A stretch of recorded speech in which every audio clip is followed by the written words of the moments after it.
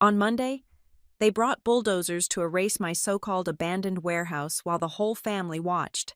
I did not cry or argue. I simply smiled. My uncle had no idea that beneath the rusting tin sheets lay a secret so volatile that a single phone call to a city inspector would not just stop his demolition, but crumble his entire real estate empire into dust. My name is Aurora Mitchell, and for the last 3 years, my family has been convinced I am destitute. They look at my clothes, which are practical rather than designer. They look at my car, which is reliable rather than flashy, but mostly, they look at the 5,000 square foot corrugated metal box sitting on the western edge of their precious commercial empire and see nothing but failure. To the Holloway family, silence is synonymous with death. If you are not making noise, if you are not flashing neon signs, if you are not parading clients through the front door in Italian suits, you do not exist. The irony, of course, is that silence is the most expensive commodity in the world. And on that Friday afternoon, sitting in the mahogany-paneled boardroom of the Holloway block headquarters, I was the only one who could afford it. Uncle Gavin did not like silence. He liked the sound of his own voice and the thud of heavy objects hitting solid surfaces. He slammed the architectural blueprints onto the conference table with enough force to make the crystal water pitchers jump.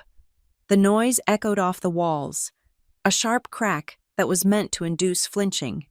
My cousins, Dylan and Renee, sat on either side of the table and adjusted their posture, leaning in like eager vultures. I did not flinch. I did not even blink. I just watched a dust mote drift through the beam of sunlight cutting across the room, landing gently on the plans that were laid out to destroy my life. Monday, Gavin announced. His voice was a gravelly baritone that he had spent 40 years cultivating to intimidate contractors and tenants alike. He pointed a thick, manicured finger at the corner of the blueprint where a red X had been aggressively marker-penned over a square shape. Monday morning, 8 o'clock, the crew arrives, the dozers arrive, and that rusting boil on the face of this family is gone. He looked at me then. He expected tears. He expected a plea for mercy. He expected the desperate begging of a niece who had been clinging to a dead asset for sentimental reasons. It is a rusting boil.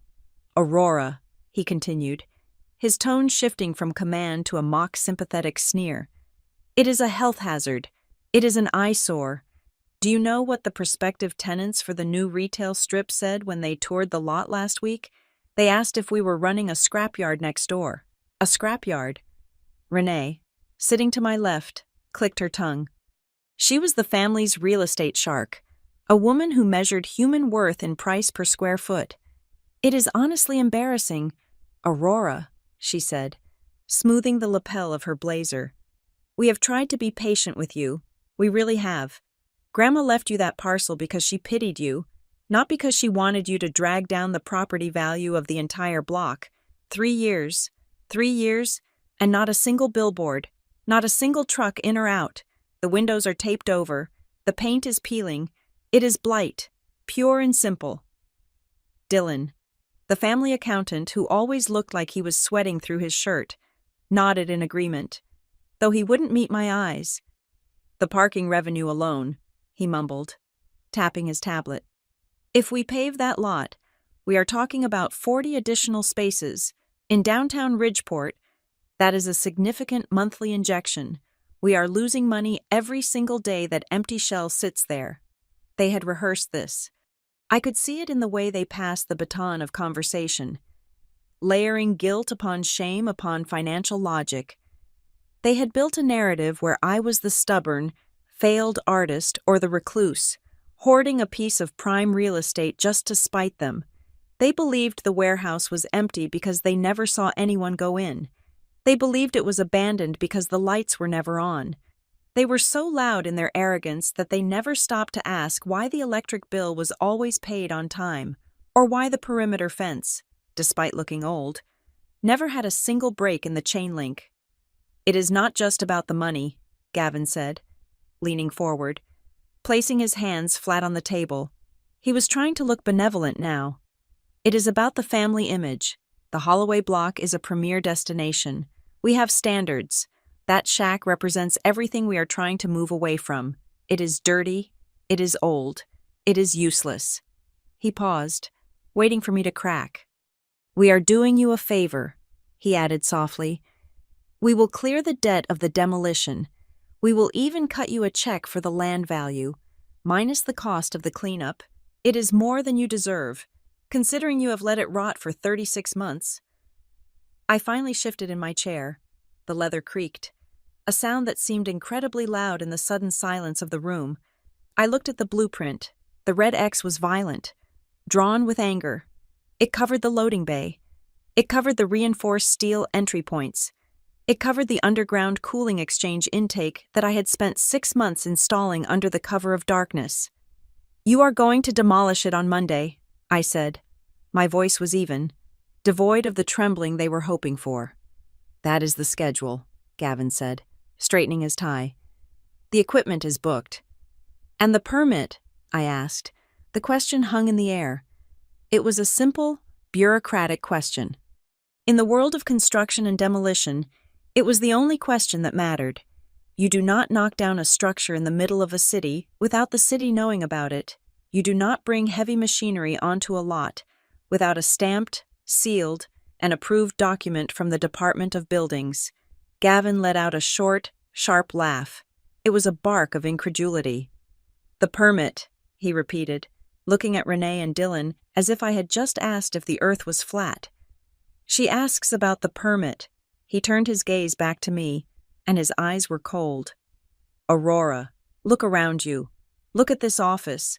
Look at the skyline out that window. Who do you think built half of it? I had lunch with the zoning commissioner on Tuesday. I play golf with the head of the planning board. Do you think I need a piece of paper to clean up my own backyard? It is not your backyard, I said. It is my property. Independent parcel. Grandma made sure of that. It is in the Holloway block. Gavin roared, his patience finally snapping. He slammed his hand down again. If it is inside these 4 streets, it is mine to manage. I decide what stands and what falls. I managed this family's assets while you were playing with circuit boards in college. I managed this block while you were failing at whatever startup job you claim to have. I do not need a permit to take out the trash. Aurora. He leaned in closer, his face flushing red. I govern this block. I am the permit. There it was. The confession. The hubris. He had just admitted, in front of witnesses, that he intended to bypass the legal process because he believed he was above it. He believed that his last name was a license to do whatever he pleased. He truly thought that because the warehouse looked abandoned, no one at the city would care if it disappeared over a weekend. He was right about one thing. If it were truly an abandoned warehouse, the city might look the other way. They might slap him with a small fine later, which he would pay from his petty cash, and everyone would move on. But he was wrong about what was inside. I looked at Dylan. He was staring at the table, refusing to witness the slaughter. I looked at Renee. She was smirking, already mentally spending the commission she would get from leasing the new parking spaces. I looked down at my wrist. It was 2:00 in the afternoon. Okay, I said. Gavin blinked. The fight went out of him, replaced by confusion. Okay. You made your decision, I said. Standing up, I picked up my bag. I did not touch the blueprint. You said Monday, 8:00. Yes, Gavin said, suspicious now. Monday. Don't try to lock the gate. Aurora, the bolt cutters will go through it in 2 seconds. I wouldn't dream of it, I said. It causes too much damage to the fence. I turned and walked toward the door. The carpet was thick, muffling my footsteps. I could feel their eyes on my back. They were exchanging glances, wondering why I had folded so easily. They probably thought I was in shock. They probably thought I was going home to cry into a pillow and accept my defeat. Aurora, Gavin called out just as I reached the handle. It is for the best. You will see. Once it is paved over, you will thank us. I didn't turn around. I just opened the door and walked out into the hallway. The moment the heavy oak door clicked shut behind me, the mask of indifference dropped, replaced by cold precision. I walked to the elevator, pressed the button for the lobby, and pulled my phone from my pocket. My fingers moved across the screen with muscle memory. I did not open my contacts list. I did not scroll through social media. I opened an encrypted messaging app that looked like a calculator to anyone glancing over my shoulder. I typed a single sequence of words. Plan B. They showed their hand. Monday, 0800. I hit send. The message vanished, replaced by a confirmation code, and then the screen went black. I stepped out of the building and into the bright sunlight of Ridgeport. The air smelled of exhaust and heated asphalt. I walked 2 blocks to where my sedan was parked, got in, and drove. I didn't go home. I drove to the warehouse. From the outside, it was exactly what Gavin said it was. The corrugated metal walls were streaked with 30 years of rust. The windows were high up and covered in grime so thick it looked like black paint. The for lease sign hanging crookedly on the fence was faded to a pale, unreadable yellow. Weeds grew in the cracks of the concrete apron. It looked dead. It looked forgotten. I parked my car around the back, in the blind spot of the streetlights, and waited. The sun went down. The city lights flickered on. The Holloway Block office tower, where my family was likely toasting to their victory with expensive scotch, glowed like a beacon of self-importance in the distance. At 2 o'clock in the morning, the street was empty. Then, a vehicle turned the corner. It was a white box van. No logos, no markings, no license plates that would register on a standard civilian scanner. It moved with a quiet, well-oiled efficiency that betrayed its generic appearance. It pulled up to the gate of my abandoned warehouse. I didn't move to open the gate. I didn't need to. The driver didn't honk. A side door of the warehouse, one that looked like a rusted slab of metal fused to the wall, clicked. It slid open silently on hydraulic tracks that were concealed behind the facade. A figure stepped out, dressed in gray coveralls, and approached the gate from the inside. They unlocked it, swung it open, and the van rolled inside. The gate closed. The hydraulic door slid shut. Silence returned to the street. To anyone watching, it might have looked like a drug deal or a drop-off for stolen goods. My family, had they been watching, would have been confused. But they weren't watching. They were sleeping the deep, dreamless sleep of the arrogant. They were dreaming of asphalt and parking stripes. They were dreaming of bulldozers crushing my legacy. I sat in my car and watched the building. I knew what was happening inside. I knew the van was currently offloading backup drive servers and additional redundant power supplies. I knew the technicians were checking the Halon fire suppression system and the biometric logs. Gavin thought he was clearing a vacant lot. He thought he was crushing a soda can. He had no idea he was about to swing a sledgehammer into a nuclear reactor. I started my engine and pulled away, leaving the warehouse to its secrets. Let them bring the bulldozers on Monday. Let them bring the press if they wanted to. Let Gavin stand there in his hard hat and make a speech about progress and family duty. He wanted to make a scene. I would give him a scene. I knew that when the sun rose on Monday, there would be no sound of diesel engines tearing through metal. There would be no crumbling walls. There would only be the flashing lights of city official vehicles and the very distinctive, metallic click of handcuffs. Gavin wanted to clean up the block. I was going to help him. I was going to start by taking out the trash. The diesel fumes hanging over the western corner of the Holloway Block were thick enough to taste. It was exactly 8 o'clock in the morning, and the air was vibrating with the idle rumble of 2 yellow bulldozers and a massive excavator. They looked like prehistoric beasts waiting for a signal to feed. My uncle, Gavin, stood by the hood of his black luxury sedan, checking his watch. He was wearing a hard hat that looked ridiculous on him, pristine and white, gleaming under the morning sun. It was a prop, just like his smile. I stood 20 feet away, leaning against the fender of my car. I held a travel mug of coffee, though I had not taken a sip. My hands were steady. To my right, Renee was tapping furiously on her phone, likely coordinating the press release about the revitalization of the block. Dylan was pacing, wiping sweat from his forehead with a handkerchief, looking at the excavator with a mixture of awe and anxiety. "Let's get this moving," Gavin shouted over the engine noise to the foreman. "I want that structure flat by noon. We have a lunch meeting with the developers." The foreman, a burly man with a clipboard, nodded and raised his hand to signal the drivers. The excavator's arm lifted, the hydraulic pistons hissing as they extended. The bucket hovered over the rusted roof of my warehouse, a metal claw ready to tear through the corrugated tin. "Hold it!" The voice did not come from me. It came from a gray sedan that had just screeched to a halt behind the bulldozers, blocking their path. A man stepped out. He was wearing a windbreaker with the city municipal seal on the breast pocket and carrying a thick, ruggedized tablet. He looked annoyed. This was Miles Rourke, a senior building inspector for the city of Ridgeport. I recognized him from the dossier I had compiled 6 months ago. He was known for being by the book, immune to charm, and perpetually exhausted by developers trying to cut corners. The foreman signaled the excavator to pause. The claw froze in midair. Gavin's face turned a shade of crimson that clashed with his white collar. He marched over to the newcomer. "Who are you?" "We are on a schedule here." "Miles Rourke, City Inspection Services," the man said, not even looking up from his tablet. He scrolled through a digital document, his brow furrowed.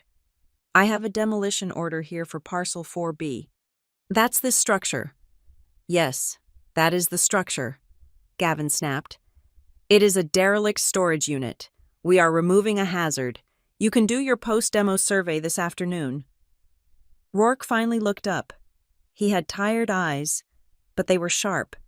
He looked at the warehouse, then back at his screen. Then he looked at the warehouse again. "Sir, the demolition permit was flagged by the automated system this morning at 7:30. There is a classification error." "There is no error," Gavin said, his voice rising. "It is a Class C storage shed. It has been abandoned for 3 years. It is rotting. Look at it." Rourke walked past Gavin, ignoring him completely. He approached the building. He didn't look at the rust. He looked at the foundation. He looked at the ventilation hooded vents on the roof that were cleverly disguised to look like old chimney stacks. He walked to the electrical meter on the side of the building. I watched him closely. He was good. He noticed the meter was spinning. A derelict building does not consume 400 amps of continuous power.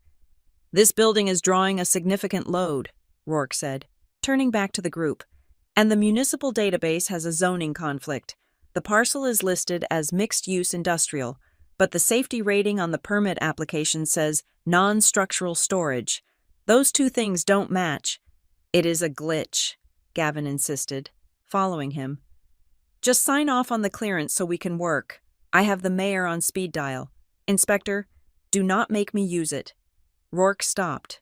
He turned to Gavin, and his expression hardened.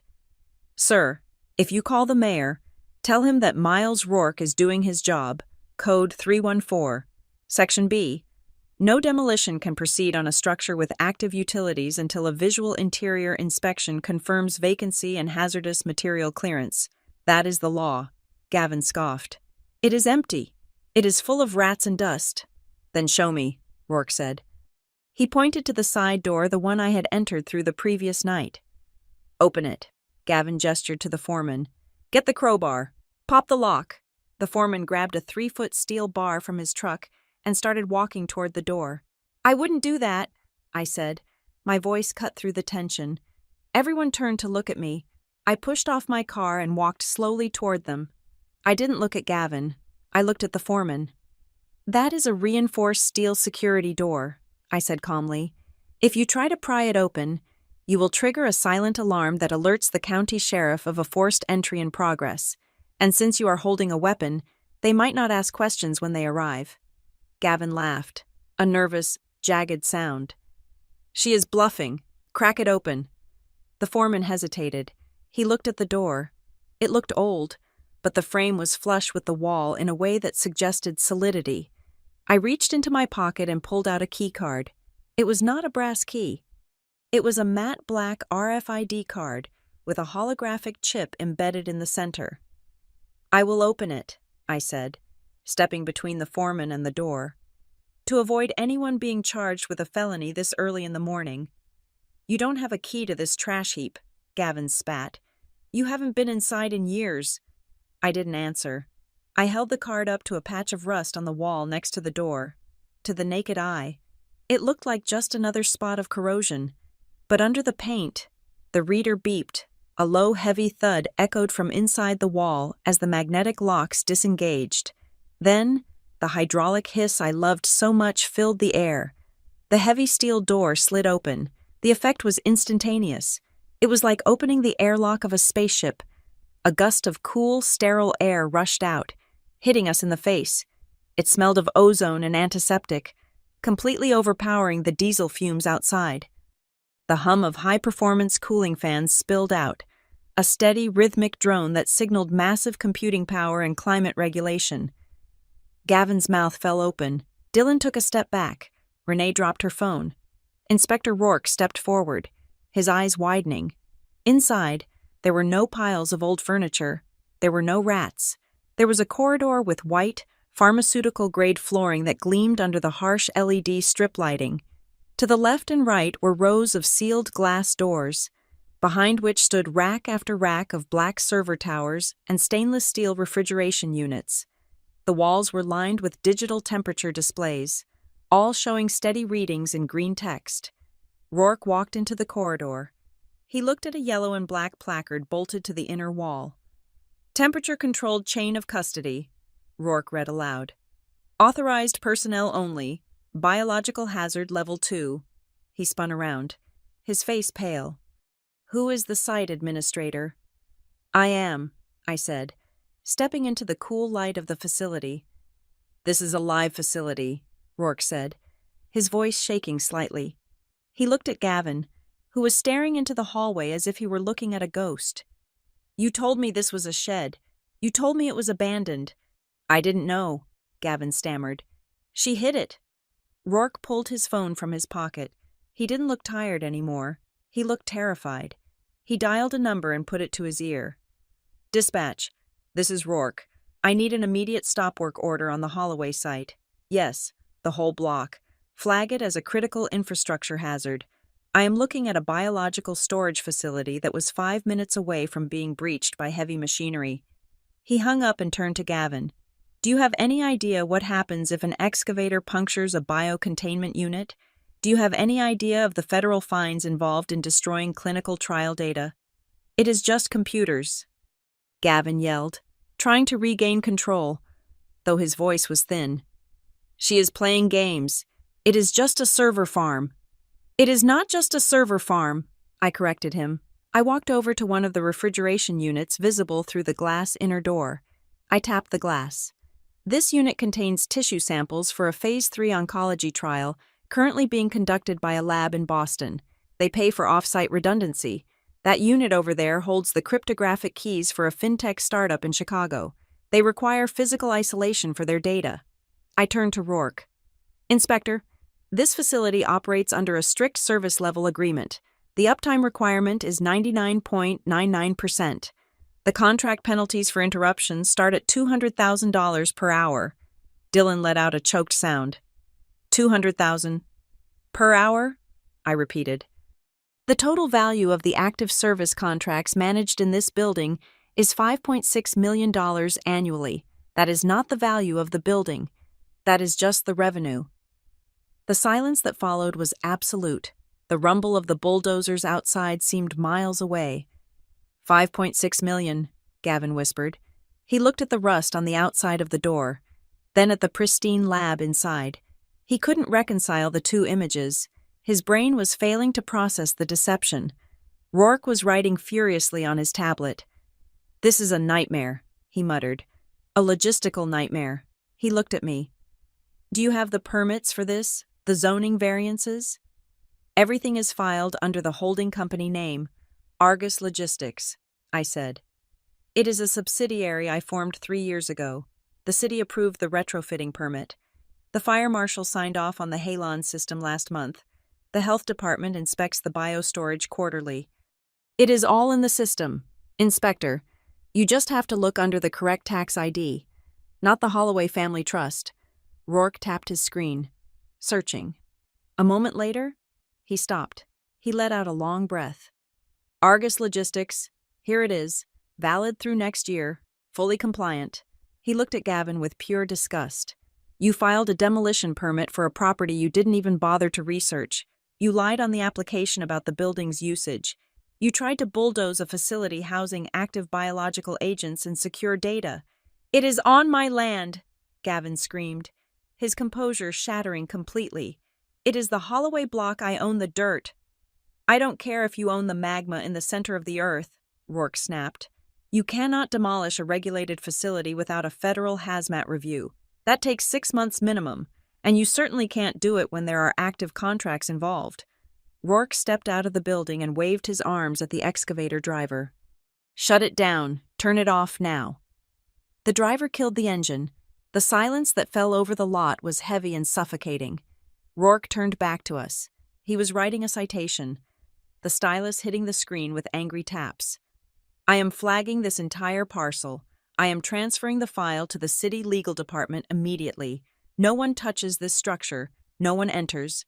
No one exits except authorized staff. If I see so much as a scratch on this exterior siding, I will have the EPA down here so fast your head will spin. He ripped a bright orange sticker off a roll in his bag and slapped it onto the rusted metal next to the door. It read, Stop work order. Under investigation. Mr. Holloway, Rourke said, handing Gavin a digital receipt. You are looking at a code violation that carries a mandatory court appearance. And frankly, if this lady here decides to sue you for business interruption, I will be the first one to testify that you were negligent. Gavin held the digital pad like it was radioactive. He looked at me. His eyes were full of hate, but also something else. Fear. For the first time in his life, he was looking at me and seeing someone who could hurt him. You set me up, he hissed. I protected my assets, I replied, my voice cool and steady. I told you on Friday. I asked if you had a permit. You said you didn't need one. I looked at Renee. She was staring at the interior of the warehouse, her mind racing, calculating $5.6 million. She looked at me, and I saw the shift. She wasn't looking at her poor cousin anymore. She was looking at a player. Inspector, I said to Rourke, I have the logs for the door access. I can prove that no unauthorized entry occurred prior to this moment. The chain of custody is intact. Good, Rourke said. Keep those logs. You are going to need them. He walked back to his car, shaking his head. Gavin stood there, the orange sticker glaring at him. The bulldozers sat silent. The abandoned warehouse hummed softly, a fortress of technology wrapped in a disguise of failure. 5.6 million, Dylan whispered again, as if the number was a spell that had paralyzed him. Get in the car. Gavin growled at them. He threw the hard hat onto the ground. It bounced and rolled into a puddle of oil. Meeting in the boardroom, now. He didn't look at me again. He turned and walked away. His shoulders slumped, defeated by a layer of rust and a city inspector who knew how to read a codebook. I stood by the open door, watching them retreat. The cool air from the server room brushed against my neck. They thought the battle was about parking spaces. They thought it was about land. But as I watched Gavin's car peel out of the lot, I knew the truth. This was just the opening move. I had not just saved my building. I had exposed their incompetence. I had shown them that the failure of the family was actually the only one generating real wealth, and I had done it all without raising my voice. I reached out and pressed the button to close the door. The steel slab slid shut, sealing the clean, white world away from the dirt and the noise. The lock engaged with a heavy clunk. Phase 1 was complete. Now, the real questions would start, and I had answers prepared that would tear the Holloway family apart. Piece by piece, the emergency family meeting was called for 3 o'clock that afternoon, and the atmosphere in the boardroom was no longer one of triumphant command. It was the suffocating, heavy air of a courtroom just before a sentencing. The morning sun that had illuminated Gavin's grand declaration of demolition was gone, replaced by the gray afternoon light of a Midwest overcast sky. Gavin was not sitting at the head of the table this time. He was pacing. He moved back and forth in front of the window, his jacket off, his sleeves rolled up, revealing the heavy gold watch that suddenly looked like a shackle. Dylan sat hunched over his tablet, his face pale and slick with perspiration. Renee was sitting upright, but she had repositioned her chair. She was no longer angling her body toward Gavin. She was angled slightly toward me. I sat in the same seat I had occupied on Friday. I had not changed my clothes. I had not fixed my hair. I was the only thing in the room that had remained constant. "You embarrassed us," Gavin said. He didn't yell. It was a low, vibrating accusation thrown at the carpet. He stopped pacing and turned to face me. His eyes narrowed into slits. "You stood there, in front of a city official, in front of my contractors, and you made this family look like a chaotic circus." I poured myself a glass of water. My hand was steady. "I believe I stopped you from committing a federal crime. Gavin, you should be thanking me." "Thanking you." He slammed his hand on the back of his leather chair. "You blindsided me. You let me file that permit. You let me hire the crew. You waited until the machines were literally running to pull your little stunt. That was calculated. Aurora, that was malicious." "It was necessary," I replied. "If I had told you on Friday that I was running a high-security data center, would you have believed me? Or would you have demanded a tour? Would you have insisted on bringing your investors inside to gawk at the blinking lights?" "I am the head of this block," Gavin roared. "I have a right to know what is happening on my territory." "That is the point, isn't it?" I took a sip of water. "You think it is your territory. You accused me of hiding a business. I didn't hide anything. I simply didn't invite you into it. There is a difference." "You made us look like amateurs," Gavin spat. "Rourke is going to file a report. The city legal department is going to be sniffing around our permits for the next decade because of you. Do you know how hard I worked to get the zoning board to trust us? You torched 20 years of goodwill in 20 minutes. You torched it when you ordered a demolition without an interior inspection," I countered. "Do not shift the blame for your incompetence onto my operations." Dylan suddenly spoke up.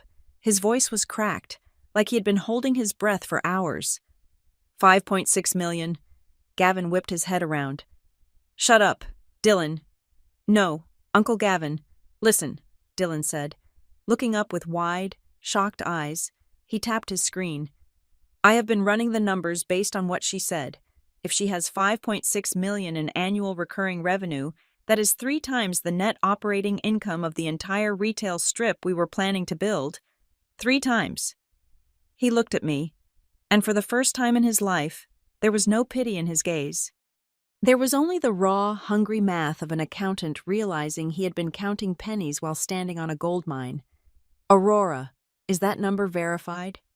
Are those contracts multi-year?" 3 to 5 year terms, I said calmly. "With automatic renewal clauses and inflation adjustments, the churn rate is less than 1%. Renee cleared her throat. She smoothed her skirt, and a smile appeared on her face. It was not the sneering smile from Friday. It was a terrifyingly warm, plastic expression. It was the smile of a realtor who just realized the tear-down shack she was selling was actually a historical landmark. "Aurora, sweetie," Renee said, her voice dripping with sudden, unearned intimacy. "We have been going about this all wrong. Tensions were high. We understand that.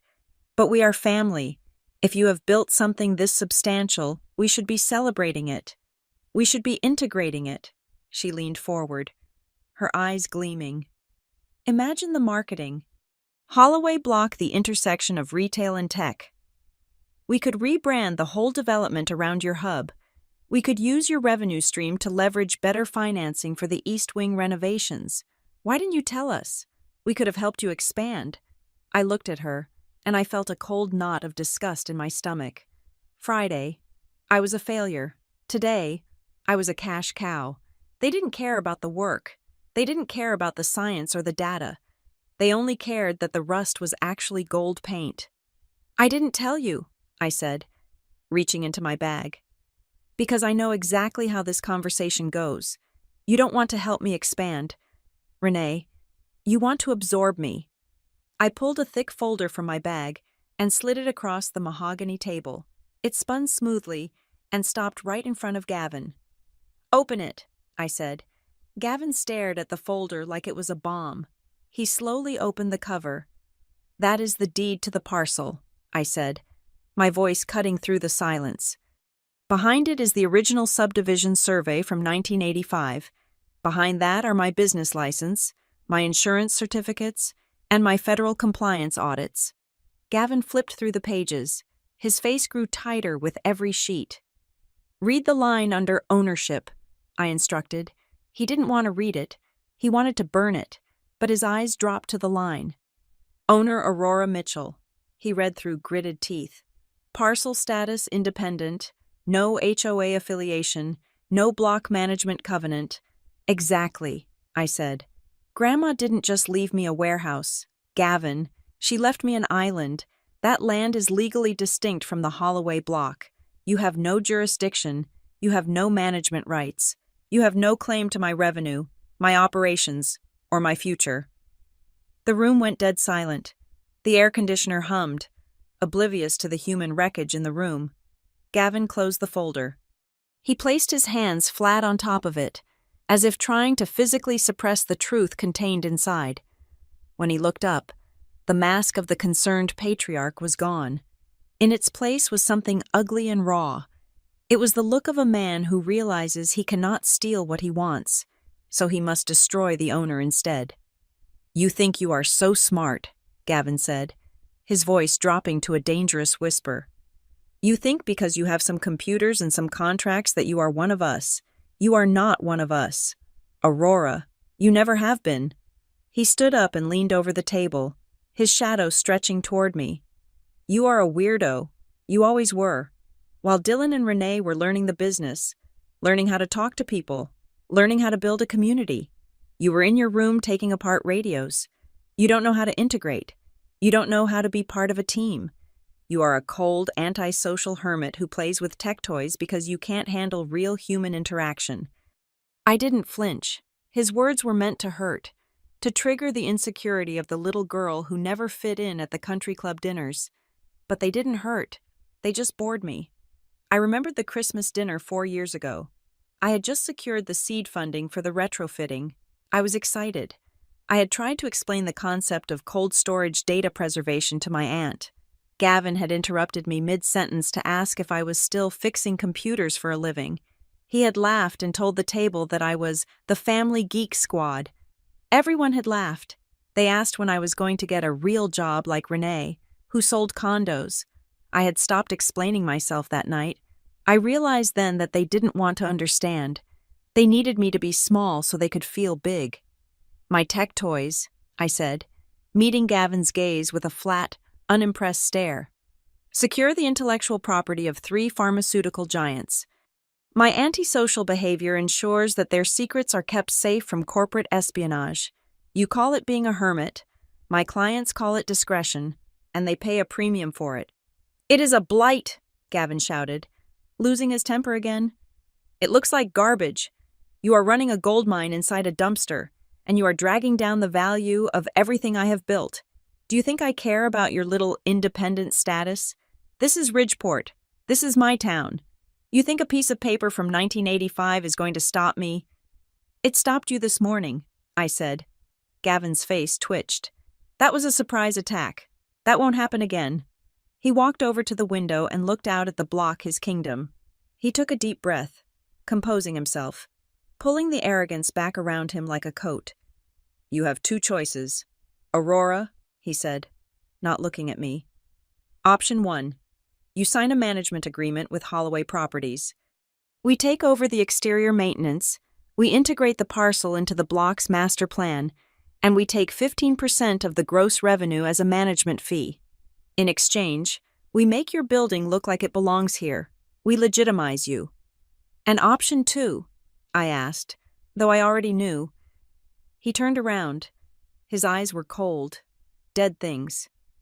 "Option 2 is that we treat you like what you say you are, an outsider, an enemy. You say you are independent fine. Then you better hope your operation is perfect, because I will be watching. Every truck that comes in, every decibel of noise your cooling fans make, every shadow your building casts. If you step 1 inch out of line, if you violate one single city ordinance, I will bury you in litigation." Renee looked nervous. Daddy, maybe we shouldn't threaten. Quiet, Renee. Gavin snapped. He looked at me. Well, I don't need your legitimacy, I said, standing up. And I don't need your permission. The building stays as it is. The rust stays. It is my camouflage. If you want to sue me, go ahead. My lawyers are already on retainer, and unlike you, they actually read the permits before they file them. I reached over and took my folder back. I held it against my chest, a shield of paper and law. You are making a mistake, Dylan whispered, looking at the floor. He won't stop. Aurora. He can't handle losing. I haven't even started winning yet, I said to Dylan. I turned to leave. I had my hand on the doorknob when Gavin spoke one last time. His voice was calm now, terrifyingly so. It was the voice of a man who had convinced himself that theft was actually justice. You can wave that deed around all you want, Gavin said. You can hide behind your fences and your electronic locks, but you are forgetting the first rule of this family. I paused, but I didn't turn around. If it sits in the Holloway block, Gavin said, enunciating every word with deliberate weight, it belongs to us. We might not own the paper, Aurora, but we own the ground you walk on. You are just a squatter on my legacy, and sooner or later, squatters always get evicted. The threat hung in the air, heavy and absolute. He wasn't talking about legal eviction anymore. He was talking about war. He was telling me that boundaries, laws, and ownership meant nothing compared to his will. We will see, I said. I opened the door and walked out. The encounter hadn't ended with a truce. It hadn't ended with a negotiation. It had ended with a declaration. Gavin had just admitted that he didn't care about the law. He believed he was the law, and that was exactly what I needed him to believe. Because a man who thinks he is untouchable is a man who leaves his fingerprints on everything. I walked to the elevator, my heart rate steady, my mind clear. He thought he was starting a war for land.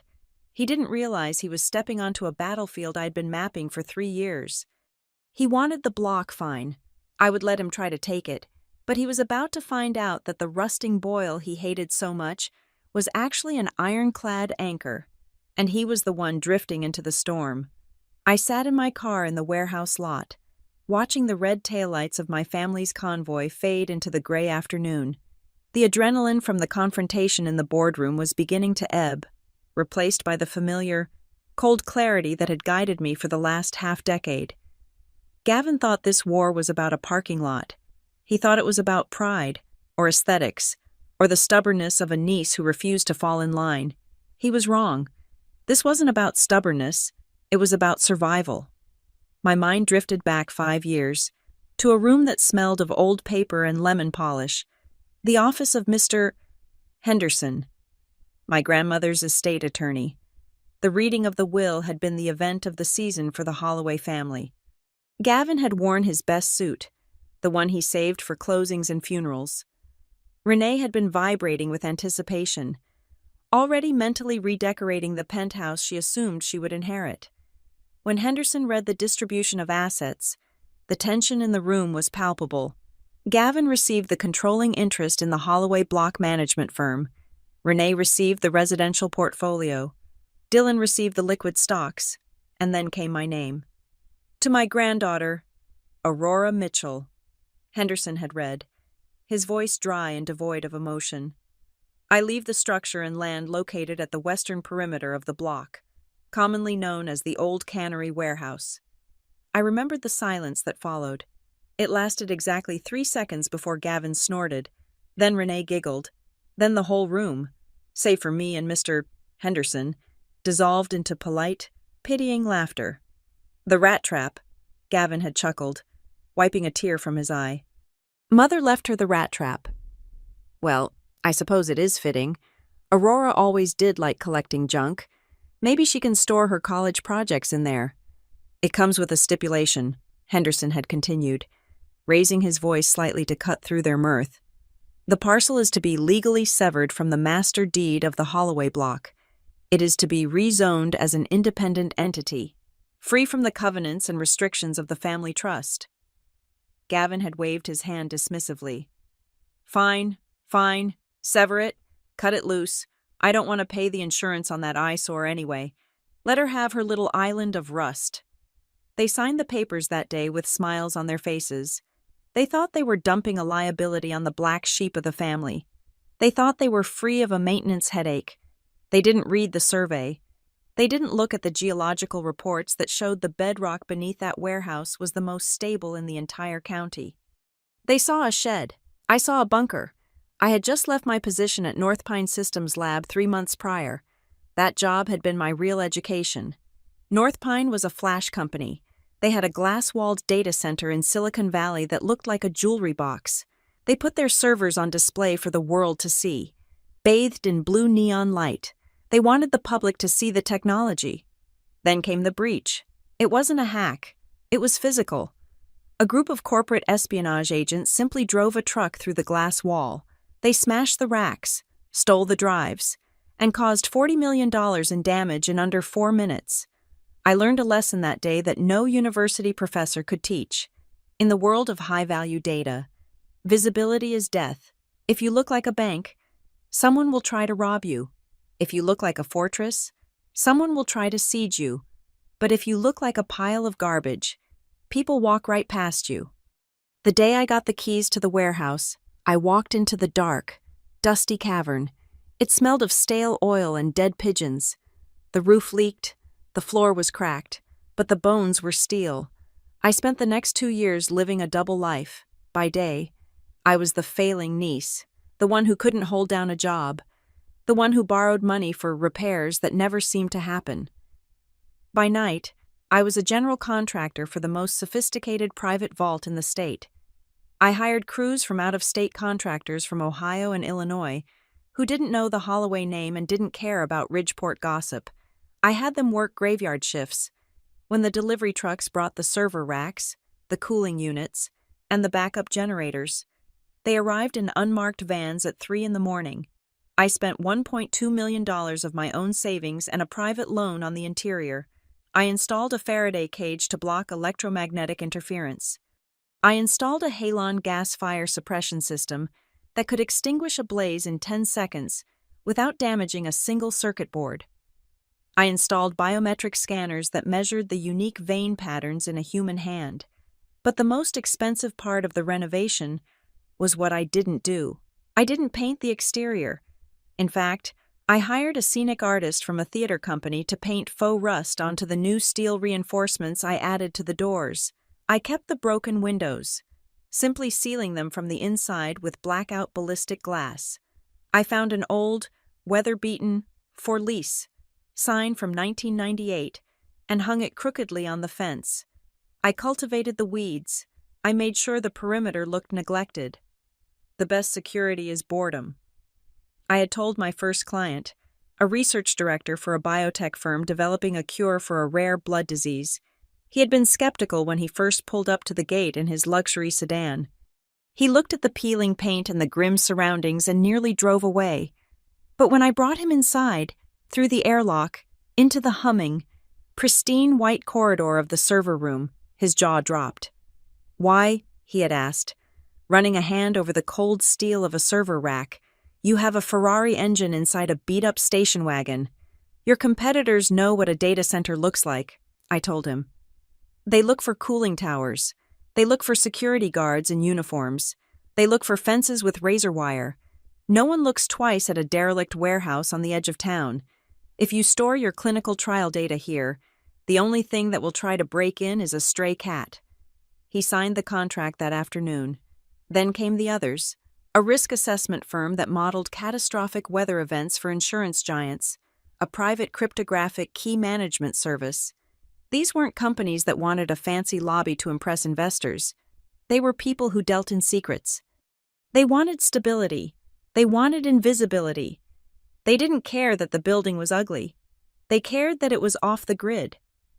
My family thought I was broke because I poured every cent of profit back into the infrastructure. I upgraded the power redundancy. I installed a satellite uplink for emergency data transmission. I built a fortress, and I painted it to look like ruins. It was lonely work. There were Christmases where I sat at the family table, listening to Gavin brag about a new retail strip mall, knowing that the data flowing through my abandoned shed was worth more than his entire development. They would ask me, with that sickeningly sweet condescension, "Aurora, are you still trying to rent out that old place? Maybe you should just lower the price." I would smile and say, "The market is tough right now." I swallowed the insults. I swallowed the pride, because I knew that the moment I showed them what I had built, the safety of my clients would be compromised. The Holloway family couldn't keep a secret. If Gavin knew, he would put it on a billboard. He would brag to his golf buddies, and then the people who wanted to steal my clients' data would know exactly where to look. Grandma knew, not the details, perhaps, but she knew the nature of the family she had built. I remembered the last conversation we had, 2 weeks before she died. She was frail, her voice barely a whisper. Sitting in her sunroom overlooking the garden, she had squeezed my hand with surprising strength. "Aurora," she had said, her eyes cloudy but sharp, "you are like your grandfather. You like to build things that last. Your uncle, he likes to build things that shine." She had pulled me closer. "They will try to take it from you, whatever you do with that warehouse. If it becomes valuable, they will try to claim it. It is their nature. They are not bad people, child, but they are hungry, and they are blind. I can handle them," I had promised her. "I know," she whispered. "But remember this, they don't hate you. They hate what they don't understand. And they will never understand you, because you don't need their applause to survive." She was right. Gavin hated the warehouse because it didn't make sense to him. It was a blank space on his map, and his ego couldn't tolerate blank spaces. He needed to pave it, label it, and monetize it. That was why I had prepared the doomsday file from the moment the first server went online. I started documenting. I saved every email from the city. I saved the original survey maps. I saved the receipts for the rust-colored paint. I knew the day would come when Gavin would decide that my silence was an insult he could no longer abide. I knew he would bring the bulldozers. I had warned my clients. 2 days ago, when Gavin slammed the plans on the table, I had sent out a priority distinct encryption key update to all 3 major account holders. Subject perimeter threat level elevated. Physical security protocols active. Data integrity remains 100%. They didn't panic. They trusted me. They knew that I had built this place specifically for the worst-case scenario, but as I sat there in the fading light, listening to the hum of the cooling fans behind the metal walls, I knew that Gavin wasn't the only threat. In fact, compared to what I was really guarding against, Gavin was just a noisy distraction. My hand drifted to the secure phone in my pocket, the one with no GPS and no registered SIM card. I wasn't just hiding this place from my uncle. I wasn't just hiding it from the city zoning board. The reason I had built a fortress inside a shell, the reason I had 3 layers of biometric security and a self-destruct sequence for the data drives, was because of a client I had never met in person. A client who paid via offshore shell corporations. A client who occupied the entire sub-basement level of the facility, a level that even Inspector Rourke hadn't seen, because the door was hidden behind a false electrical panel. Gavin thought he was uncovering a secret business. He had no idea he was kicking a hornet's nest that involved players far more dangerous than a local real estate developer. My phone buzzed. A single text message. No number. News report says, construction halted. Confirm site security. We cannot afford exposure. I typed back a reply. My fingers cold. Local interference only. Site secure. No eyes on the lower level. I deleted the message immediately.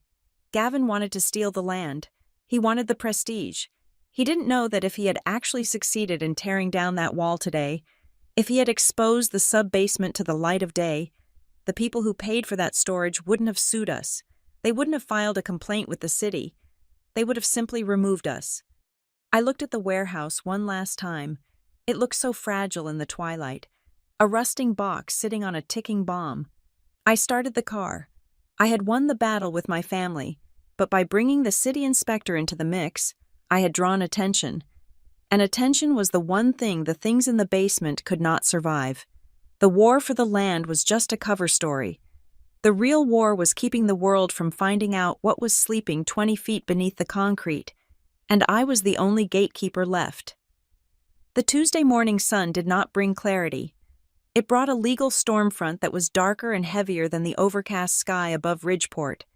I sat in the minimalist, glass-walled office of Marcus Thorne, my attorney, listening to the silence that followed his review of the incident report. Marcus was a man who spoke in billable increments, precise and devastating. He placed the file on his desk, removed his reading glasses, and looked at me with an expression that was halfway between impressed and terrified. "Aurora," he said, his voice low, "I hope you understand the bullet you dodged yesterday. If that excavator bucket had breached the containment wall of your facility, we would not be discussing a civil suit for property damage. We would be discussing criminal negligence on a scale that puts people in federal prison." "I know," I said. "That is why I stopped them." "You stopped the physical act," Marcus corrected, "but the legal machinery your uncle set in motion, that is still grinding." He tapped the file. "I have been reviewing the demolition order. In my 20 years of practice, I have never seen a demolition permit issued this quickly for a structure of that size. Usually, there is a 30-day review period, public comment, environmental impact surveys. This was pushed through in 48 hours. He leaned forward. "This wasn't just administrative incompetence, Aurora. This was a bypass. Someone lubricated the gears." That was the first domino. The idea that Gavin hadn't just been arrogant, but active. "What are our options?" I asked. "We go on the offensive," Marcus said. "We don't just defend the warehouse. We investigate the permit itself. If we can prove there was fraud in the application process, we don't just stop the demolition. We invalidate Gavin's authority over the entire block's management." I left his office with a singular mission. I didn't go back to the warehouse immediately. Instead, I went to a coffee shop across from the city hall, opened my laptop, and accessed the public records database. But I didn't just look at the public interface. I used the credentials I had legitimately acquired during my initial zoning application to dig into the metadata of the filings. It didn't take long. The order to demolish was based on a citation filed 2 weeks ago. The citation labeled my property as a blight structure, and more dangerously, an imminent public hazard. The reasoning listed was structural instability and rodent infestation. I stared at the screen. My structural integrity was reinforced steel. My pest control was hospital grade. Then I saw the signature on the affidavit of inspection. It wasn't a city inspector. It was a third-party contractor named Apex Assessments. A quick cross-reference of the business registry revealed that Apex Assessments shared a registered agent address with Holloway Property Management. Gavin had hired his own shell company to declare my building a hazard, then used that report to fast-track the city permit. It was fraud, pure and simple. But why? Why risk prison time for 40 parking spaces? The math didn't work. Even with prime downtown rates, it would take 20 years of parking fees to justify the bribes and the risk. Gavin was greedy. But he wasn't stupid. He was desperate. The answer arrived in my inbox at 1 o'clock in the afternoon, delivered by the incompetence of a demolition contractor. My phone pinged. It was an email from the foreman of the crew that had been on site yesterday. He was sending a bill for the wasted day and the equipment rental fees. He was angry, and in his anger, he had hit reply all to the email thread he had been having with Gavin. Instead of just emailing me the invoice, the subject line was "Re-urgent. Clearance deadline." I scrolled down past the invoice, down past the angry demands for payment, to the original message thread at the bottom. There was an email from Gavin to the demolition company, dated last Thursday. "Get it done by Monday. No excuses. The Marrow Line deal closes on Wednesday, but only if the parcel is clear. They want a clean slate for the retail expansion. If that shed is still standing, the liquidity event is off the table." I froze. Marrow Line Development was not a local player. They were a national conglomerate known for buying up entire city blocks, razing them to the ground, and building mixed-use high-rises that looked like spaceships. They didn't buy parking lots. They bought footprints. Gavin wasn't trying to build a parking lot. He was trying to sell the Holloway block. All of it. He was cash poor. I knew the family trust had been bleeding money on the East Wing renovations. He was trying to cash out, take a check for $50 or $60 million, and walk away. But Marrowline obviously had a condition: they wanted the whole block, or nothing. And my independent parcel was the missing tooth in the smile they wanted to buy. He couldn't sell my land because he didn't own it, so he decided to erase the building, pave it over, and hope that once it was just asphalt, Marrowline wouldn't check the deed too closely until after the check cleared. "You desperate fool," I whispered to the screen. I needed leverage.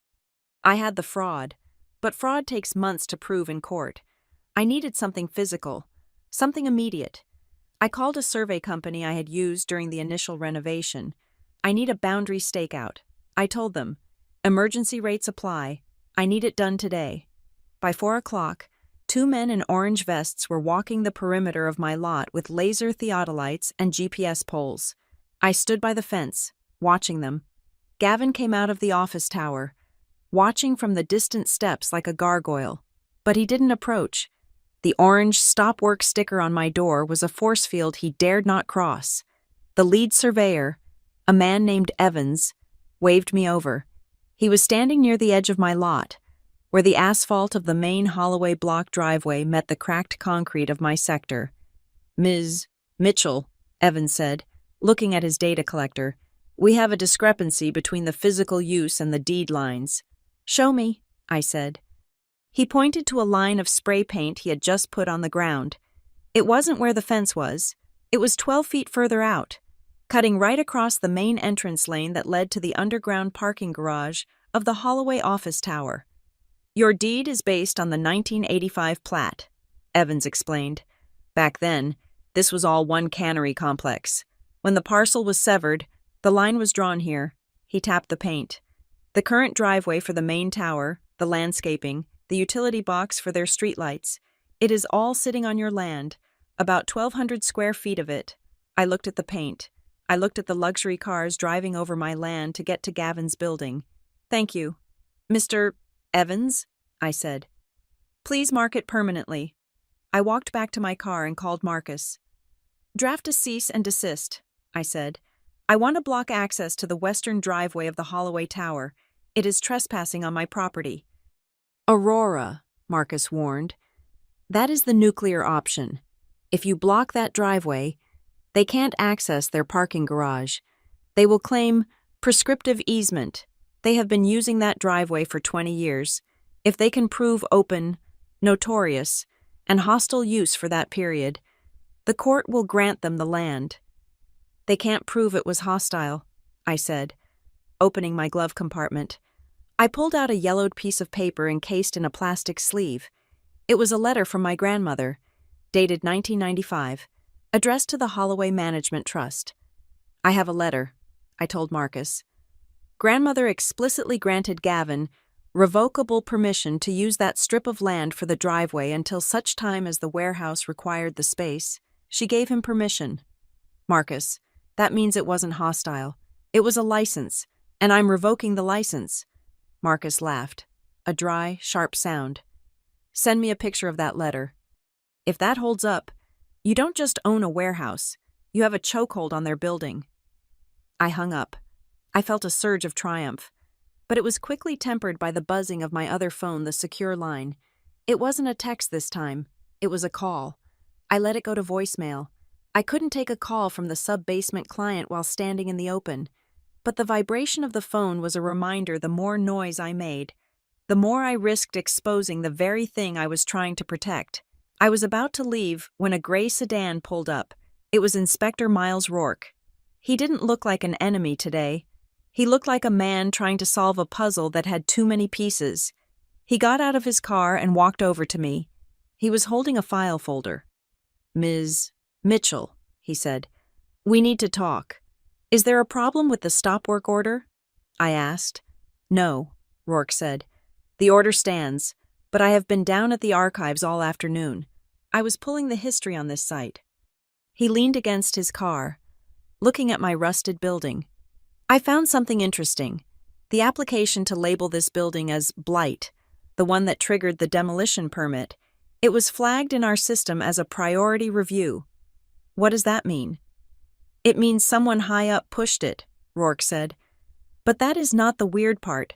The weird part is that the digital signature on the priority flag belongs to a clerk who retired 3 years ago. Her account should have been deactivated. He looked at me, his eyes searching mine. Someone isn't just bending the rules, Ms. Mitchell. Someone is hacking the city's administrative network to alter records.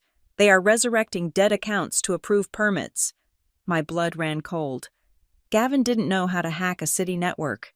Gavin typed with 2 fingers. Dylan was an accountant, not a hacker. Why are you telling me this? I asked. Because, Rourke said, lowering his voice, I have been an inspector for 15 years. Developers play dirty. They bribe. They lie. But they don't hack municipal servers. This isn't just a real estate grab. This feels like cleanup. He stepped closer. You told me you have sensitive data in there. $5.6 million worth. Is it possible that someone wants that building gone not because of the land, but because of what is on those drives? I kept my face perfectly neutral, but my mind was racing. Marrowline, the development company. My clients have enemies, I said carefully. Corporate espionage is a reality of my business. This feels bigger than corporate, Rourke said. I am going to keep digging, but I'm telling you this as a warning. Whoever is trying to knock this building down has access to the city's back end. That means they are inside the house, so to speak. Be careful. He got back in his car and drove away. I stood there, the wind whipping my hair across my face. I had thought this was a family squabble. I had thought it was Gavin trying to make a quick buck to save his reputation. And maybe, for Gavin, that was all it was. He was just a pawn. But Marrowline, or whoever was pulling the strings at Marrowline, they weren't just buying land. They had compromised the city's network to ensure this building was destroyed. The leaked email said, "Deal closes if warehouse cleared." They didn't want the warehouse for parking. They didn't want it for the footprint. Rourke was right. They wanted it gone. I looked at the rusted metal walls. Somewhere in my server racks, or perhaps in the cold storage in the basement that technically didn't exist on any blueprint, there was something that Marrowline or their backers wanted to destroy. Gavin was the bulldozer, but someone else was driving him. I looked at the spray paint on the ground. I had just declared war on my family over a strip of asphalt. I had cornered a desperate animal. But as the sun dipped below the horizon, casting the block in long, jagged shadows, I realized that I wasn't the hunter I thought I was. They weren't trying to evict me. They were trying to sanitize the site. I pulled out my phone and texted Marcus, "File the cease and desist. Block the driveway. We need to freeze everything."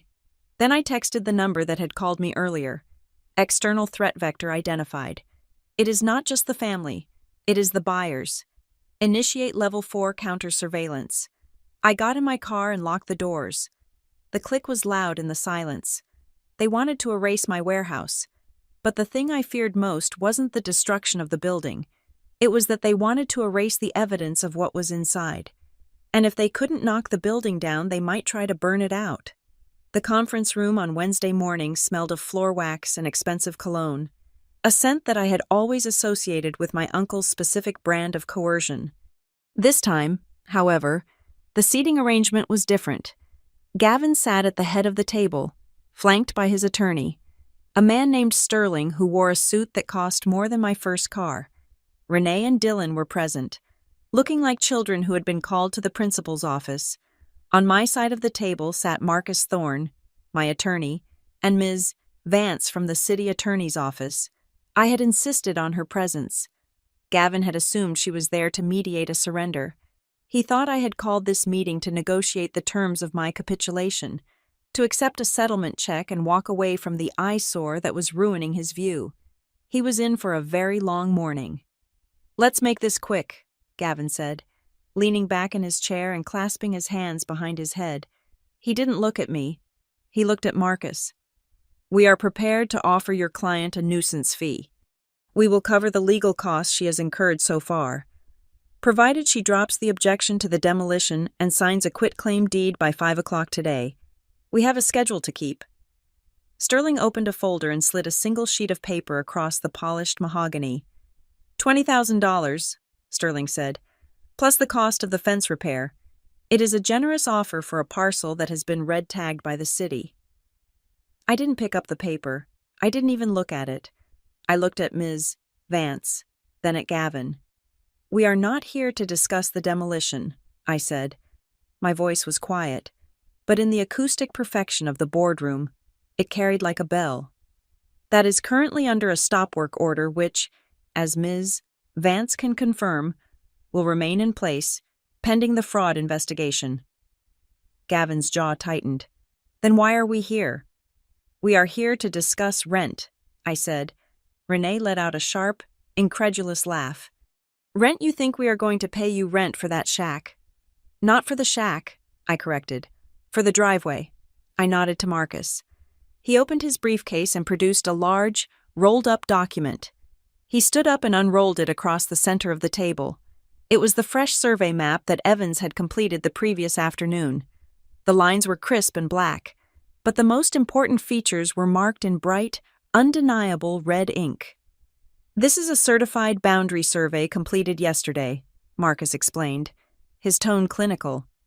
"As you can see, the legal boundary of the independent parcel owned by Ms. Mitchell extends 12 feet into what is currently the primary ingress and egress lane for the Holloway block parking structure."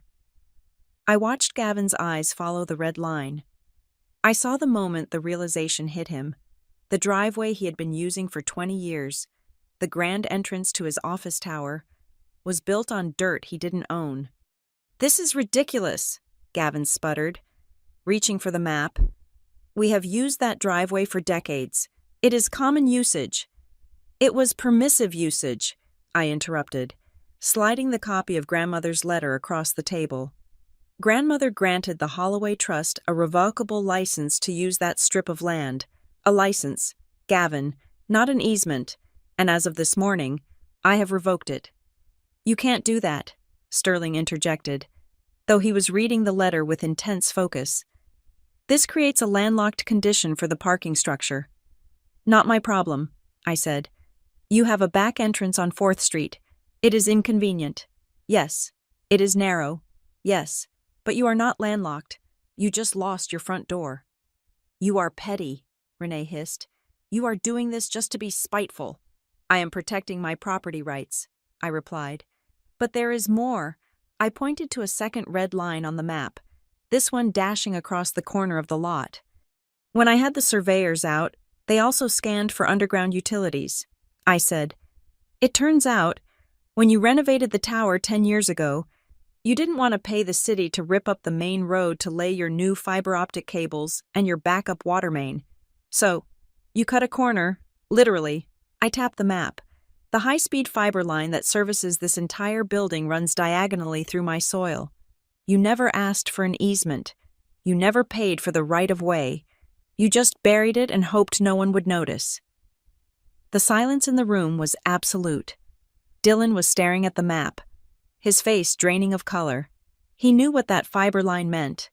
It was the lifeline for the financial firms renting the top floors.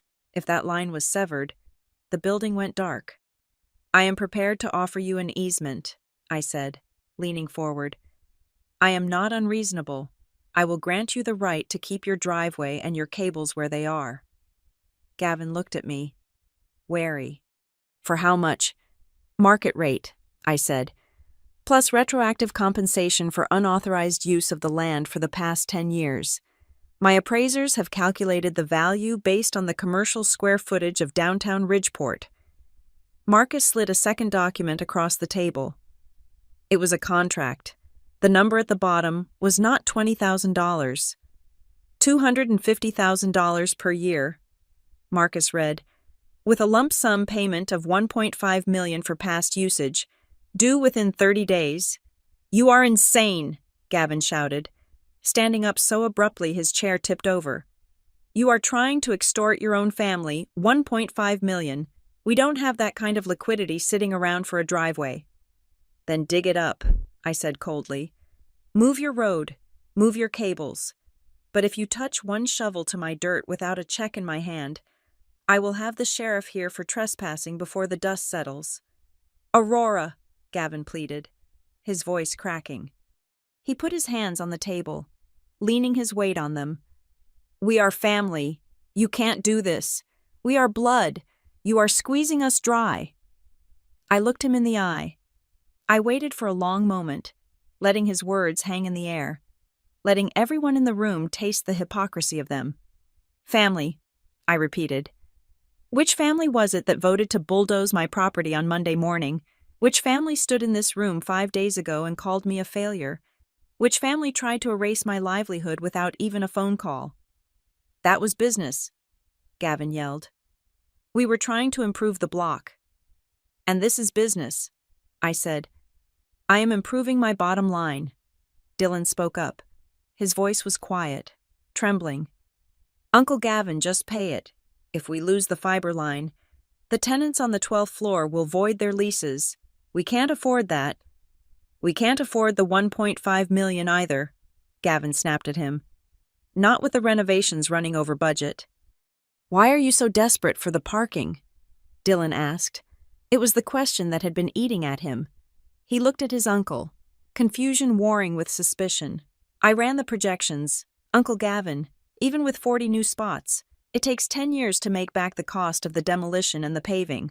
Why are you rushing this? Why are you risking jail time and fraud charges for a parking lot that doesn't make financial sense? Gavin froze. He looked at Dylan, then at the city attorney, then at me. It is about long-term value. Dylan, you lack vision. No, I said. It is not about vision. It is about the closing conditions. I reached into my bag for the final document. This was the weapon I had been saving. It was the document my contact had pulled from the digital trash bin of the demolition contractor, the draft agreement that Gavin thought was secret. Marrow line development, I said. The color left Gavin's face entirely. He looked like he had been struck. I have here a draft purchase agreement between the Holloway Trust and Marrow Line Development, I said, placing the document on the table. It outlines the sale of the entire Holloway block for the sum of $58 million. Renee gasped. $58 million. You are selling the block, Daddy. You said we were refinancing. He is selling, I said, looking at Renee. But there is a catch. Section 4, Paragraph 2. I read from the page. The sale is contingent upon the delivery of the assemblage free and clear of all existing structures on the western perimeter parcel, currently identified as the Old Cannery Warehouse. The seller guarantees that said parcel is part of the Holloway management control and will be vacant at closing. I looked up. He can't sell the block unless he delivers my land. And he can't deliver my land because he doesn't own it. That is why he needed the demolition. He needed to erase the building so he could present a flat, paved lot to the buyers and pretend it was just part of the common area. He was going to sell my property to a developer and pocket the money. That is a lie, Gavin screamed. That is a draft. It was never signed. I never agreed to include your parcel. Ms. Vance, I said, turning to the city attorney, I am submitting this document into the record. As you can see on the final page, there is an electronic signature dated last Thursday. It matches the metadata of the emails sent from Gavin's office. I held up the page with the digital stamp. He signed a contract to sell property he does not legally possess. He attempted to destroy a structure he does not own to fulfill a fraudulent contract. In legal terms, I believe that is called conversion, and potentially grand larceny. Ms. Vance adjusted her glasses. She looked at the contract, then at Gavin. Her expression was severe. Mr. Holloway, if this document is authentic, you have attempted to mislead a city investigation regarding the demolition permit. You claimed the demolition was for safety and improvement. This evidence suggests it was for financial gain based on a misrepresentation of ownership. It is a fabrication, Gavin shouted, but his voice was thin, hysterical. She forged it. She is good with computers. She made it up. We can have the forensic team verify the server logs. Ms., Vance said calmly, if the email came from your domain, we will know. Dylan stood up slowly. He looked at the contract, then at his uncle. You were going to sell everything, the office, the legacy grandma's work, and you weren't going to tell us. I was saving us, Gavin pleaded, turning to his nephew. The debts are piling up. Dylan, the East Wing is a money pit. Maroline offered a lifeline. I was going to give everyone a share. I was going to take care of you. By stealing from Aurora, Dylan asked. By committing fraud. She wasn't using it, Gavin cried, pointing a trembling finger at me. It is a rusty box. It is nothing. Why should a pile of junk stop a $50 million deal that saves this family? Because it is mine, I said. The room fell silent again. Gavin slumped into his chair, defeated by the weight of the paper on the table. He had been exposed, not just as a bully, but as a failure who was trying to liquidate the family history to cover his own mismanagement. Ms. Vance, I said, I am formally requesting that the city open an investigation into the attempted sale of my property without my consent, and I am requesting that the stop work order be made permanent until this legal dispute is resolved. Granted, Ms. Vance said, making a note on her pad. I will also be forwarding this to the district attorney's office for review regarding the permit application. I stood up. I gathered my maps and my surveys. The offer for the easement stands for 48 hours, I told Gavin. $1.5 million for the back rent, $250,000 a year moving forward. If you don't pay, I cut the fiber line on Friday at noon. We don't have the money, Gavin whispered. Then I suggest you ask your friends at Maroline for a loan, I said, although I doubt they will be very happy to hear that the land they wanted to buy is actually an impenetrable fortress owned by the woman you just tried to rob. I walked toward the door. Renee was staring at the table, tears streaming down her face, her dreams of a real estate empire crumbling. Dylan was looking at Gavin with a mixture of pity and disgust. Gavin didn't look up. He was staring at the map, at the red line that cut across his world, realizing that the boundary he had ignored for so long was now the wall against which he would be crushed. I opened the door and stepped out into the hallway. Marcus followed me. That was brutal, Marcus said quietly as we walked to the elevator. That was necessary, I replied. You know this isn't over, Marcus warned. Gavin is desperate, and Maroline, if they want that land that badly, they won't just walk away because of a contract dispute. You just poked a much bigger bear. I know, I said. I checked my phone. There was a notification from my security system, a proximity alert at the warehouse perimeter. I stopped. I opened the live feed. The camera showed a black SUV parked just outside the gate. It wasn't Gavin's car. It wasn't the city inspector. The window rolled down, and a man took a picture of my building. Then he looked directly at the camera, as if he knew exactly where the lens was hidden in the rust. Marcus was right. I had checkmated Gavin, but by exposing the Maroline deal, I had forced the real enemy to step out of the shadows. The legal battle was won, but the siege was just beginning. Thursday morning did not begin with the chirping of birds or the gentle hum of traffic. It began with an invasion. I was in the control room, reviewing the overnight server logs.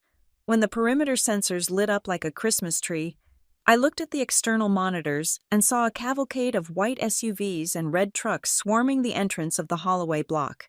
It wasn't the police, and it wasn't the demolition crew. It was something far more bureaucratic and, in many ways, far more destructive. It was the fire marshal, the health department, and the electrical safety board. I watched from the screen as Gavin stepped out of the main office tower.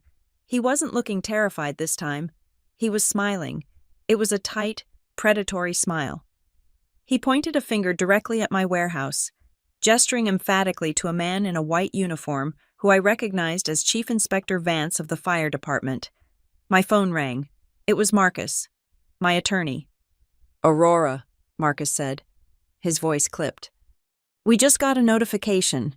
An anonymous tip was filed late last night claiming that your facility is storing volatile chemical accelerants, and operating an unlicensed high-voltage reactor in a residential adjacent zone.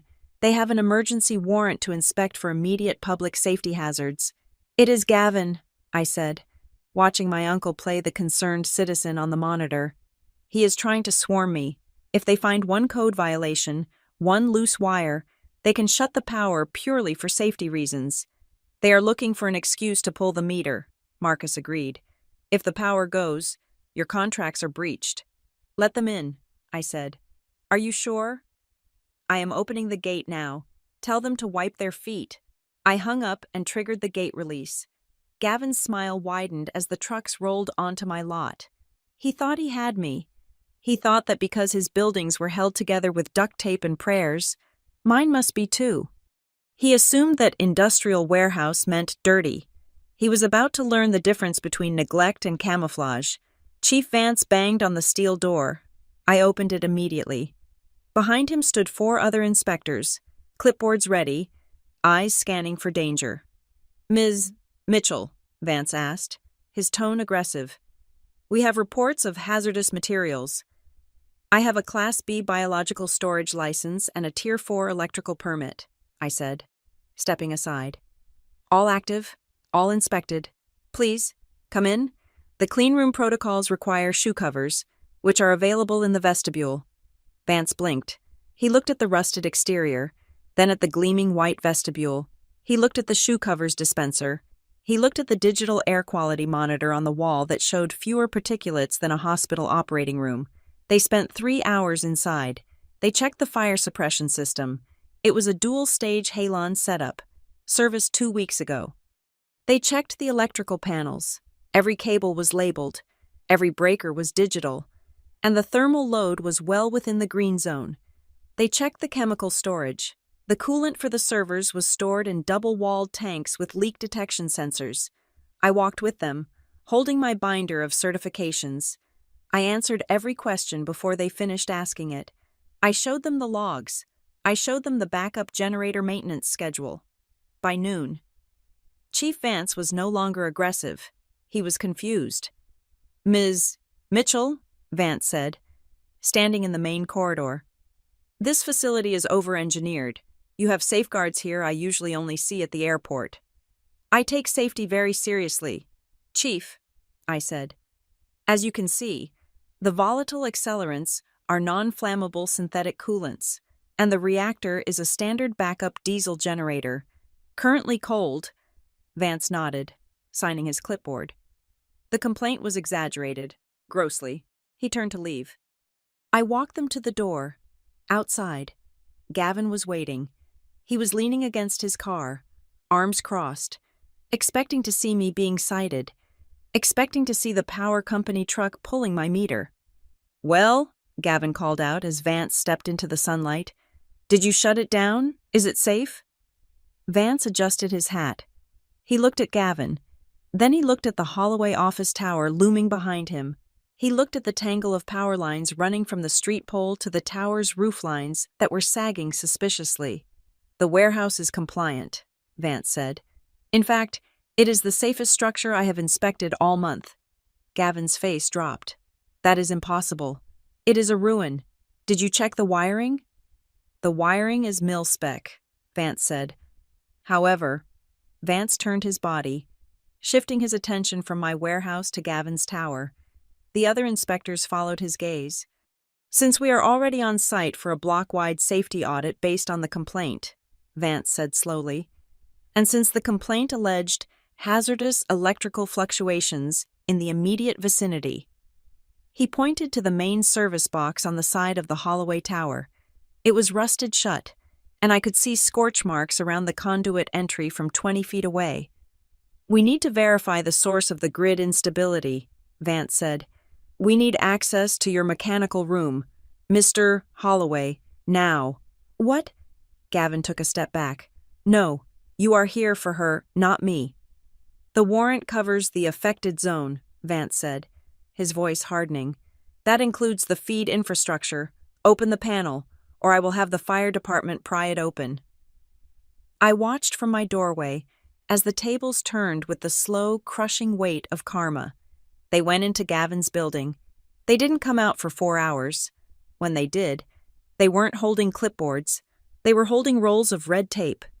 I stood there and watched as the fire marshal slapped a "Notice of Violation" sticker on the front glass doors of the Holloway Tower, then another on the retail strip, then another on the parking garage entrance. "What are you doing?" Gavin was screaming. "Following them out." "You can't do this. I have tenants. I have a law firm on the 4th floor." "You have a daisy-chained electrical system from 1975, Vance barked, losing his patience. "You have blocked fire exits in the retail basement. Your sprinkler system has no water pressure. I am not shutting you down yet, but I am issuing a 48-hour cure notice. Fix the critical life safety violations, or I pull the occupancy permit for the entire tower." Renee came running out of the lobby, her phone pressed to her ear. She looked frantic. "Daddy," she yelled. "The partners at Henderson Associates are on the line. The fire alarm testing interrupted their deposition. They are saying if the building is red tagged, they are triggering the lease break clause. They are talking about moving out." "Fix it," Gavin roared at her, sweating profusely. "Call the electricians. Call everyone." "We can't fix 40 years of neglect in 48 hours, Renee screamed back, her composure finally shattering.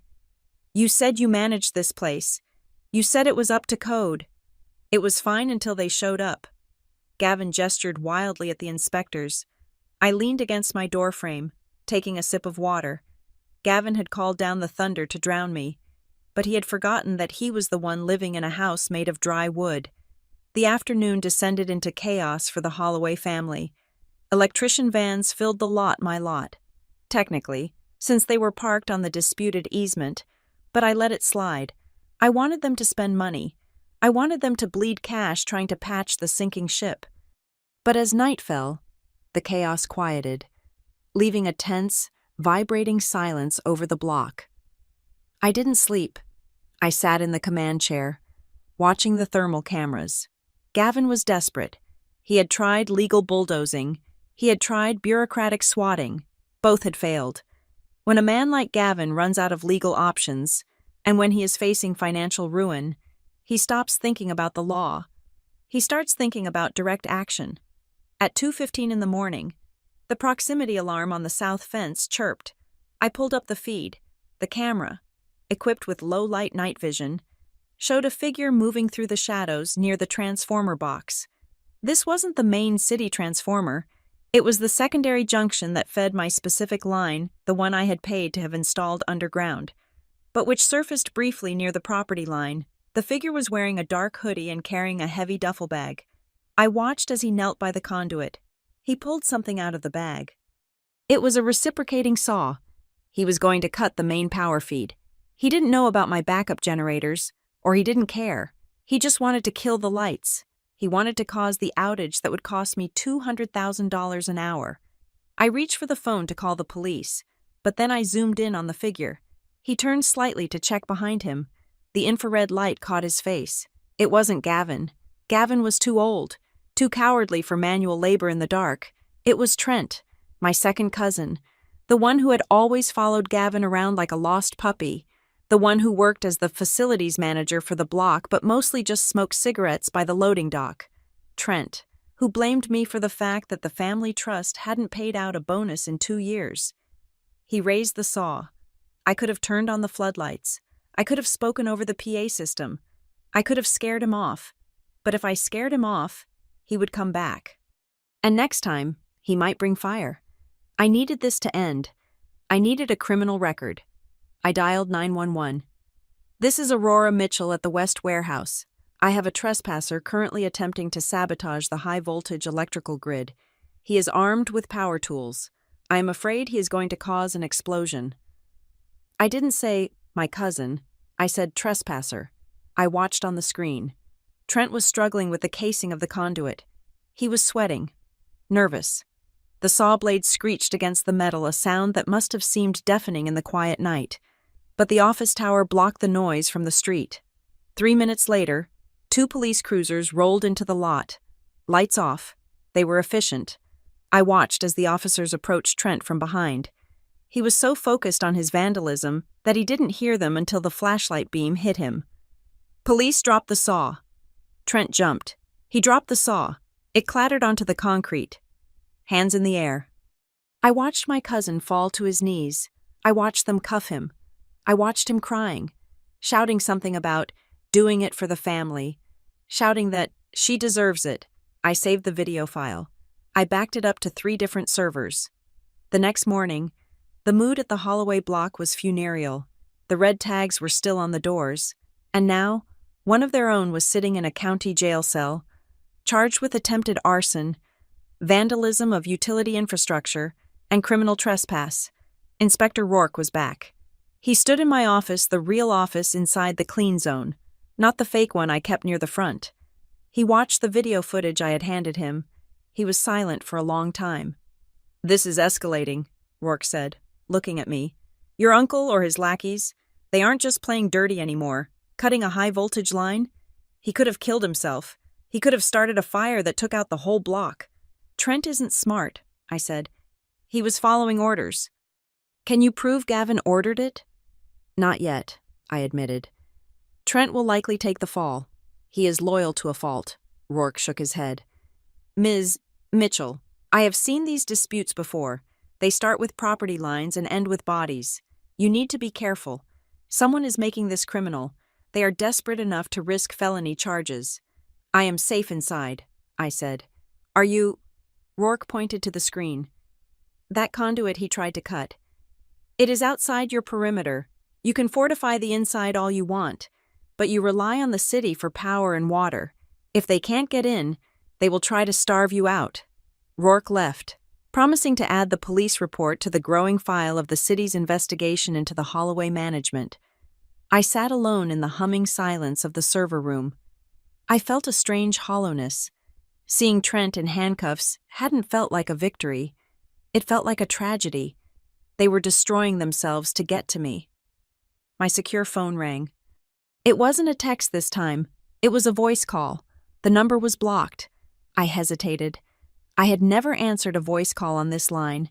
It was for emergency texts only. I picked it up. "Mitchell." The voice on the other end was digitally altered, deep and metallic, but the menace was human enough. "You survived the inspectors," the voice said, "and you survived the amateur with the saw." I didn't speak. I triggered the trace program on my laptop, though I knew it would likely bounce off a dozen proxies. "But you are missing the point, Ms. Mitchell," the voice continued. "We don't care about the land. We don't care about your family squabbles. We care about the drive in Rack 4, Slot B." My heart stopped. Rack 4. Slot B. That was the Marrowline encrypted archive. The data I wasn't supposed to look at. The data was just cold storage. "You are drawing too much attention," the voice said. "Police, inspectors, lawyers. You are shining a spotlight on a dark room. We don't like spotlights." "Who is this?" I asked, my voice steady despite the cold sweat on my spine. "You have 24 hours to disengage," the voice said. "Drop the lawsuit against your uncle. Let him sell the land. Let the demolition proceed. We will extract the drive before the walls fall, but the building must go. And if I don't, you are safe inside your box, Aurora," the voice said. "But you have to come out sometime. You shouldn't keep that thing in the warehouse. It is radioactive, and radiation burns everyone close to it." The line went dead. I stared at the phone. Gavin wasn't the enemy. Gavin was a puppet. He was being pushed to sell, pushed to demolish, because the people buying the land needed to destroy something inside my facility. They didn't want the data preserved. They wanted it buried under rubble, labeled as an accident during demolition. I looked at Rack 4. It sat there, blinking innocently with a steady blue light. I had been fighting to save my building. Now I realized I was sitting on top of a smoking gun that someone was willing to kill to destroy. I wasn't just a landlord anymore. I was a witness. And in their eyes, witnesses were just another form of structural blight. Friday morning brought a quietude that felt less like peace and more like the stillness before a funeral. The chaos of the police cruisers and the flashing lights from the night before had vanished, leaving behind a heavy gray atmosphere that clung to the damp pavement of the Holloway block. Trent was still in county lockup, awaiting arraignment. The power lines were being repaired by a legitimate city crew, who worked in hushed tones, eyeing the rusted hulk of my warehouse with newfound respect, or perhaps fear. I was not at the warehouse. I was sitting in the high-backed leather chair of Mr. Henderson's office. Mr. Henderson was 80 years old, a man who seemed to be made of the same parchment and mahogany that filled his workspace. He had been my grandmother's attorney for 40 years. He had drafted the will. He had overseen the severance of my parcel, and now he sat across from me, his gnarled hands resting on a thick, cream-colored envelope sealed with red wax. "She told me to wait," Henderson said, his voice rasping like dry leaves. "She was very specific about the conditions. Aurora," she said, "Arthur, you keep this in the vault. You keep it safe, and you only give it to her if the family tries to destroy the building." He pushed the envelope across the desk. "She didn't say, if they try to sell it. She didn't say, if they are rude to her. She said, specifically, if they try to destroy the physical structure. I saw the news report about the bulldozer on Monday, and I heard about the incident with your cousin last night. The condition has been met." I stared at the envelope. My name was written on it in handwriting that I hadn't seen in 5 years. It was shaky, written when the Parkinson's was beginning to steal her motor control, but the loops of the A were still defiant and large. I picked it up. The wax cracked with a sound that felt incredibly loud in the silence of the room. Inside were 3 pages of dense, handwritten text and a legal addendum typed on formal stationery. I began to read. "My dearest Aurora, if you are reading this, then I was right. I am sorry that I was right. I wanted to believe that Gavin would be satisfied with the empire I built for him. I wanted to believe that he would look at your little corner of the world and let it be. But Gavin is a man who cannot stand to see a reflection that isn't his own. He builds mirrors, not homes. They have likely called you a failure by now. They have likely mocked your silence and your rusty walls. Do not listen to them. They make noise because they are empty. You are silent because you are full, but there is something you need to know, something I was too cowardly to fix while I was alive. You see, Gavin walks around that block like a king, claiming he built it, claiming he manages it by divine right, but he is a usurper." I paused, my breath catching in my throat. I looked up at Henderson. He nodded solemnly, urging me to continue. 6 months before I died, when I was in the hospital and confused by the medication, Gavin brought papers to my bedside. He told me they were routine tax extensions. They were not. They were amendments to the family trust bylaws. He transferred the voting rights of the entire board to himself. He removed the oversight clauses. He stole the governance of the Holloway block from the rest of the family while I was too weak to hold a pen properly. I felt a cold fury rising in my chest. It wasn't just arrogance, it was theft. He had stolen the birthright of his siblings, of Dylan, of Renee. He had turned a democracy into a dictatorship. I tried to reverse it later, but the lawyers said it would cause a scandal that would destroy the property value. I was dying. Aurora, I didn't have the fight left in me. So, I wrote this instead. I turned to the legal addendum. It was a codicil to the trust, signed and notarized by Henderson, dated 3 days before her death. It is hereby established that the authority of the managing director, Gavin Holloway, is conditional upon the preservation of the original estate boundaries, specifically the independent parcel designated as the West Warehouse. Should the managing director attempt to demolish, damage, or significantly alter the West Warehouse without the express written consent of the owner, or should he be found complicit in any act that endangers the structural integrity of said parcel, his tenure as managing director is immediately terminated for cause malicious destruction of estate assets. Upon such termination, all voting rights and management authority shall revert immediately to a democratic vote of the remaining beneficiaries. I lowered the paper. It was a dead man's switch. She knew he would come for me, and she had turned my warehouse into the keystone of his entire existence. If he struck it, he didn't just break a wall, he broke his own throne. There is more, Henderson said softly. Read the postscript. I turned back to the handwritten letter. P.S. Be careful of a company called Marrowline. They came to me 10 years ago. Men in expensive suits with smiles that didn't reach their eyes. They wanted to buy the block then. I threw them out. They didn't want to develop it. Aurora. They wanted to bury something. I don't know what. And I don't want to know. But money that comes that usually smells of blood. If Gavin is dealing with them, he is dancing with the devil. I folded the letter. The room seemed to tilt slightly. The connection was complete. Marrowline wasn't new. They had been circling for a decade, and my grandmother had sensed the rot in them long before I found a server rack. Thank you, Arthur, I said, standing up. What are you going to do? He asked. I am going to go to a meeting, I said, sliding the envelope into my bag. And I am going to finish this. The boardroom at the Holloway Tower was different this time. There was no coffee. There were no blueprints. The air conditioning was off because the building was still technically under a partial repair order, making the room stuffy and hot. Gavin sat at the end of the table. He looked 10 years older than he had on Monday. His skin was gray, his eyes bloodshot, the arrest of his nephew, the stop work orders, the looming lawsuit, it had all crashed down on him. Renee was sitting with her arms crossed, staring out the window at the parking lot where her car was parked on my land. Dylan was looking at his hands. When I walked in, nobody spoke. They expected me to gloat. They expected me to demand the $1.5 million. I didn't sit down. I walked to the center of the room and placed the letter on the table. Grandma left a letter, I said. For today. Gavin looked at the envelope. He recognized the handwriting immediately. I saw a flicker of genuine fear in his eyes, not the fear of the law, but the fear of a child caught by a parent.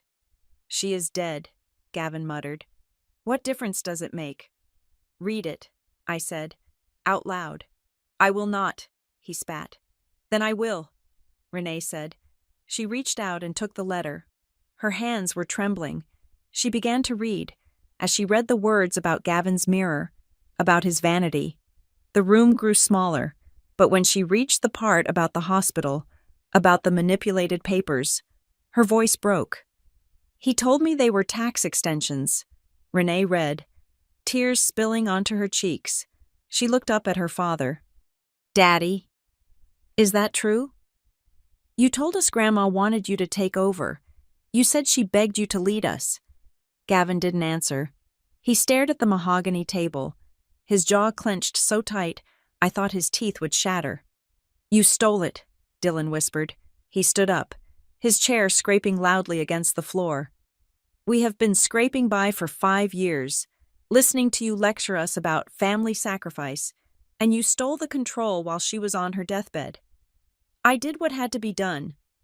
Gavin slammed his fist on the table, but there was no power in it. She was old. She was going to leave it to a committee. We would have been deadlocked. I saved this block. You didn't save it, I said calmly. You mortgaged it to your ego, and now you are trying to sell it to criminals to cover your tracks. I pointed to the legal document lying next to the letter. The codicil is clear. Gavin. By sending the bulldozers on Monday, and by your complicity in Trent's vandalism last night, you triggered the removal clause. You are no longer the managing director. You are fired. You can't fire me, Gavin screamed, standing up. I am the Holloway block. Not anymore, Dylan said. He picked up the legal document and read it. Then he looked at Renee. I move for a vote of no confidence. Immediate removal of Gavin Holloway from all management duties. All in favor. Aye, Dylan said firmly. Renee looked at her father. She looked at the man who had bullied her, lied to her, and nearly led them all into financial ruin. She wiped her face. Aye, Renee whispered. And as the holder of the independent parcel which triggered the clause, I added, I cast the deciding vote. The motion carries. Gavin stood there, panting. He looked around the room, waiting for a lawyer to jump out, waiting for a loophole. But there were no loopholes in Grandma's love, and there were certainly none in her wrath. He slumped back into his chair. He looked small. He looked like a man who had been running a race for 40 years only to realize he was running in the wrong direction. "You don't understand," Gavin whispered. His voice was hollow. "Marrowline, they aren't just developers. You can't just say no to them. I tried to stall them. I tried to make the deal work. If we don't sell, if we don't give them the land." He looked up at me, and for the first time, I didn't see hatred. I saw terror. "They will burn it down, Aurora," he said. "They told me, if I couldn't clear the lot, they would clear it for me." "I know," I said. "Grandma warned me about them in the letter." I tapped the postscript. "She refused them 10 years ago," I told the room. "She said they were dirty. She protected this block from them, and you invited them in for dinner." Renee looked at the letter again. "She knew. She knew about Marrowline. She knew everything," I said. "She knew that some money costs too much." The silence that followed was different. It wasn't the silence of conflict. It was the silence of a vacuum. The power structure of the family had evaporated in 5 minutes, replaced by the crushing reality of what Gavin had unleashed. I looked at my cousins. Dylan looked liberated, but frightened. Renee looked heartbroken. They weren't my enemies anymore. They were just collateral damage. "I am dropping the lawsuit for the easement," I said quietly. "I am not going to charge the family $1.5 million, and I am not going to cut the fiber line." Dylan looked up, surprised. "Why?" "Because Grandma didn't leave me the warehouse to destroy the family," I said. "She left it to me to save it, and right now, we have a bigger problem than parking spaces." I turned to leave. I had what I wanted. I had my vindication. I had the truth. But as I walked toward the door, I felt the weight of Gavin's words. "They will burn it down." The phone call from the night before echoed in my head. "You shouldn't keep that thing in the warehouse." I stopped at the door and looked back at Gavin. He was holding his head in his hands. "Gavin," I said. He looked up. "The threat?" I asked. "The anonymous tip about the chemicals, the push to demolish, was that all you—" He shook his head slowly. "I filed the permit, I hired the crew, but the tip, the pressure on the city inspector, the call to the fire marshal that wasn't me, I don't have that kind of pull at City Hall." "I know," I said. I walked out. The realization hit me as I stepped into the elevator. The anonymous voice on the phone. The hacking of the city database that Inspector Rourke had found. The speed of the demolition permit. It wasn't Gavin. It had never really been Gavin. He was just the greedy, useful idiot that Marrowline had used to open the door. I pulled out my phone. I had a missed message from the secure line. "Subject perimeter breach attempted." Time: 10:45 a.m. Status failed. They had tried to get in while I was at the meeting. Grandma's letter had given me the weapon to defeat my family, but it had also given me the final clue to the real war.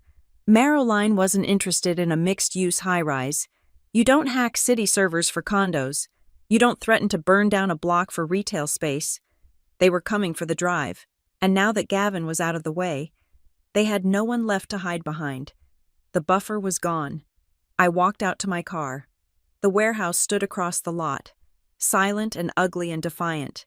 It had survived my family's neglect. It had survived Gavin's greed. But now, it was about to face the thing that had been hunting it for 10 years. I wasn't just fighting for my property anymore. I was fighting the ghost that Grandma had refused to let in the door. The hearing on Monday morning was not held in a small, dusty back room. Because of the public interest generated by the police activity and the sheer scale of the alleged zoning fraud. The city council moved the proceedings to the main municipal chamber. It was a room of polished oak and high ceilings, designed to make citizens feel small and the law feel large. But what surprised me most wasn't the venue. It was the noise. Reporters were there, not just the local Ridgeport Gazette, but a crew from the state capitol news station. The story of a zombie warehouse that turned out to be a high-tech fortress had leaked, likely thanks to the gossip network of the police officers who arrested Trent.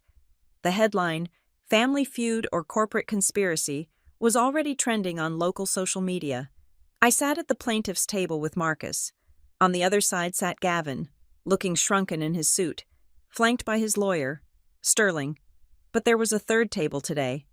At this table sat two men in charcoal gray suits, who looked like they had been manufactured in a boardroom rather than born. They were the legal counsel for Marrowline Development, the presiding officer, a stern woman named Commissioner Holloway, no relation, thankfully banged her gavel. The sound cut through the murmur of the press gallery like a gunshot. "We are here to review the emergency injunction regarding the demolition permit for Parcel 4B, Commissioner Holloway announced, "and to address the counterclaims of fraudulent filing and endangerment of public safety. Let the record show that the stop work order remains in effect." She looked over her glasses at Gavin. "Mr. Holloway, your team filed an affidavit stating the structure was, and I quote, a structurally unsound hazard inhabited by vermin. Do you stand by this assessment?" Gavin opened his mouth, but Sterling put a hand on his arm. "My client relied on third-party reports. Commissioner, if those reports were in error—" "They were not in error," I said, standing up. "They were lies." "Ms. Mitchell, sit down," the commissioner said, though her tone was not unkind. "We will hear from the city inspector first. Mr. Rourke, please approach." Miles Rourke walked to the podium. He looked uncomfortable in a tie, but his face was set in granite. He placed his tablet on the stand and looked directly at the commissioner. "I conducted a site visit on Monday morning at 800 hours, Rourke began, his voice amplified by the microphone. "I arrived to find heavy demolition machinery positioned to breach the western wall. I halted the operation based on a utility flag." "And what did you find inside?" "Inspector," the commissioner asked. "I expected to find a derelict shell," Rourke said. He swiped his tablet, casting an image onto the large screens mounted on the walls. The press gallery gasped. The screen showed the interior of my facility, the gleaming white corridors, the rows of server racks, the biometric scanners, the nitrogen cooling tanks. "This is not a shed," Rourke stated flatly. "This is a Tier 4 data storage facility operating at military-grade specifications. The structural integrity is superior to this courthouse. The air quality is cleaner than a hospital. There were no rats. There was no rot. There was a fully operational, high-security business managing assets I estimate to be in the millions." He paused, then turned to look at Gavin. "In my 15 years as an inspector," Rourke continued, "I have never seen a grosser misrepresentation of a property on a permit application. To call this building blight is not an exaggeration.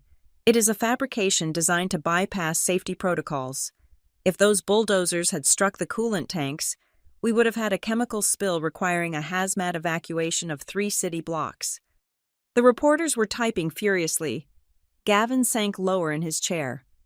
"Thank you, Inspector," the commissioner said. Her eyes were cold as she turned to the Marrowline table. "Now, I would like to understand why a national development firm is named in a demolition order for a local property." One of the charcoal suits stood up. He was smooth, practiced. He buttoned his jacket with a single, fluid motion. "Commissioner, my name is Arthur Kincaid, representing Marrowline Development. We are as shocked as you are by these revelations." I watched him closely. He was good. He was distancing himself before the mud even started flying. "We entered into a preliminary purchase agreement with Mr. Holloway based on his representations," Kincaid said, his voice dripping with reasonable concern. "We were told he possessed full title and management control of the entire block. We were assured, in writing, that the western parcel was a derelict storage unit included in the master deed." Kincaid pulled a document from his briefcase. "Mr. Holloway provided us with a guarantee of vacancy. We had no idea the parcel was independently owned, nor that it contained a legitimate business. Had we known, we never would have proceeded." It was a masterclass in deflection. They were throwing Gavin to the wolves to save their own reputation. "So you are saying," the commissioner asked, "that the pressure to demolish came solely from Mr. Holloway?" "Absolutely," Kincaid said. "We simply wanted a clear title. How he achieved that was his responsibility." "Objection," Marcus said. standing up. That is factually incorrect. Marcus walked to the podium. He didn't look like a high-priced corporate shark. He looked like a man who did his homework. Commissioner, if I may direct your attention to Exhibit C, Marcus said. A new image appeared on the screens. It was the email chain I had recovered from the contractor's error.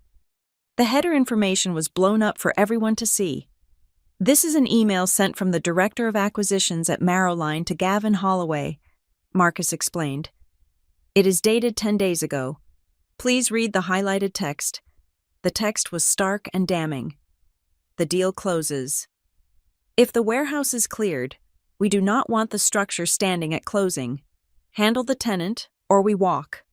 Handle the tenant, Marcus repeated. Not negotiate with the tenant, not buy out the tenant. Clear the warehouse. This wasn't a passive request.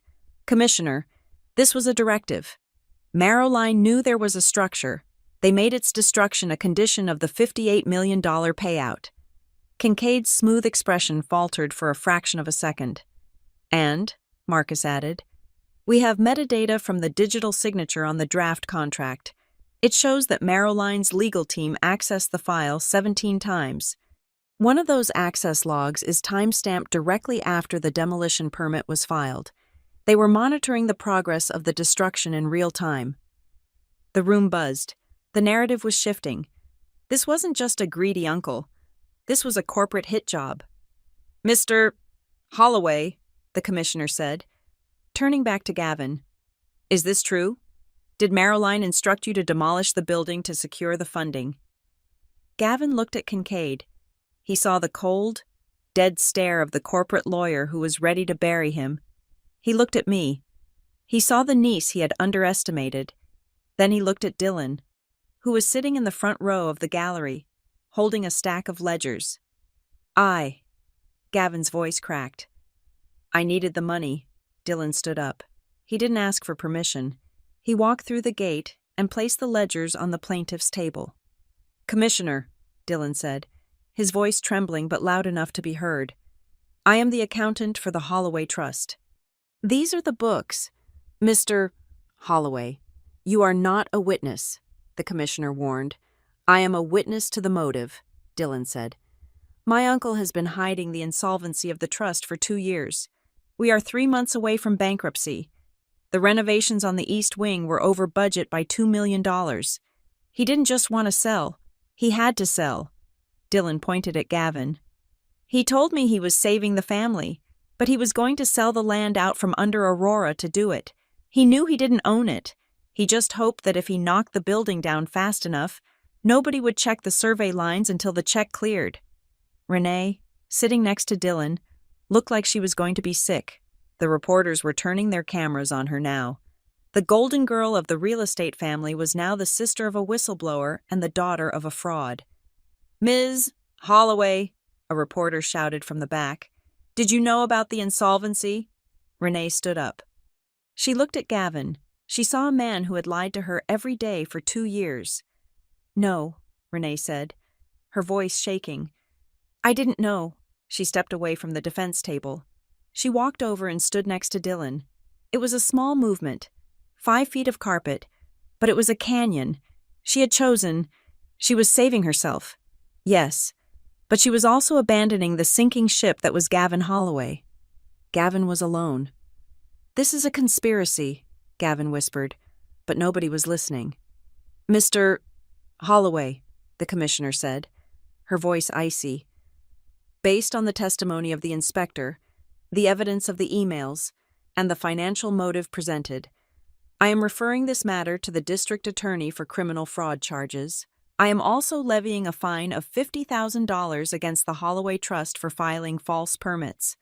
She turned to Kincaid. And Marrowline Development will be receiving a subpoena regarding their role in soliciting illegal demolition. Kincaid didn't flush. He simply gathered his papers. We will cooperate fully. Commissioner, we were misled. You were not misled, I said. The room went quiet. I hadn't raised my voice. I spoke with the calm, flat affect of someone discussing the weather. You didn't want the land, I said to Kincaid. You have bought 3 other blocks in this city, and left the old structures standing for months. You preserve facades. You integrate history. But for my warehouse, you demanded immediate clearance. I walked toward the rail. You don't care about the parking, I said. You don't care about the square footage. You wanted to erase me. Ms. Mitchell, Kincaid said, smiling tightly. You are being dramatic. It is a standard closing condition. It is a sanitize order, I corrected. You knew what was inside, or rather, you knew what specific drive was sitting in my server rack, and you couldn't afford for it to survive a sale. Commissioner, Kincaid said, looking bored. This is conspiracy theory territory. We are a real estate firm. Are you? I asked. I turned to the commissioner.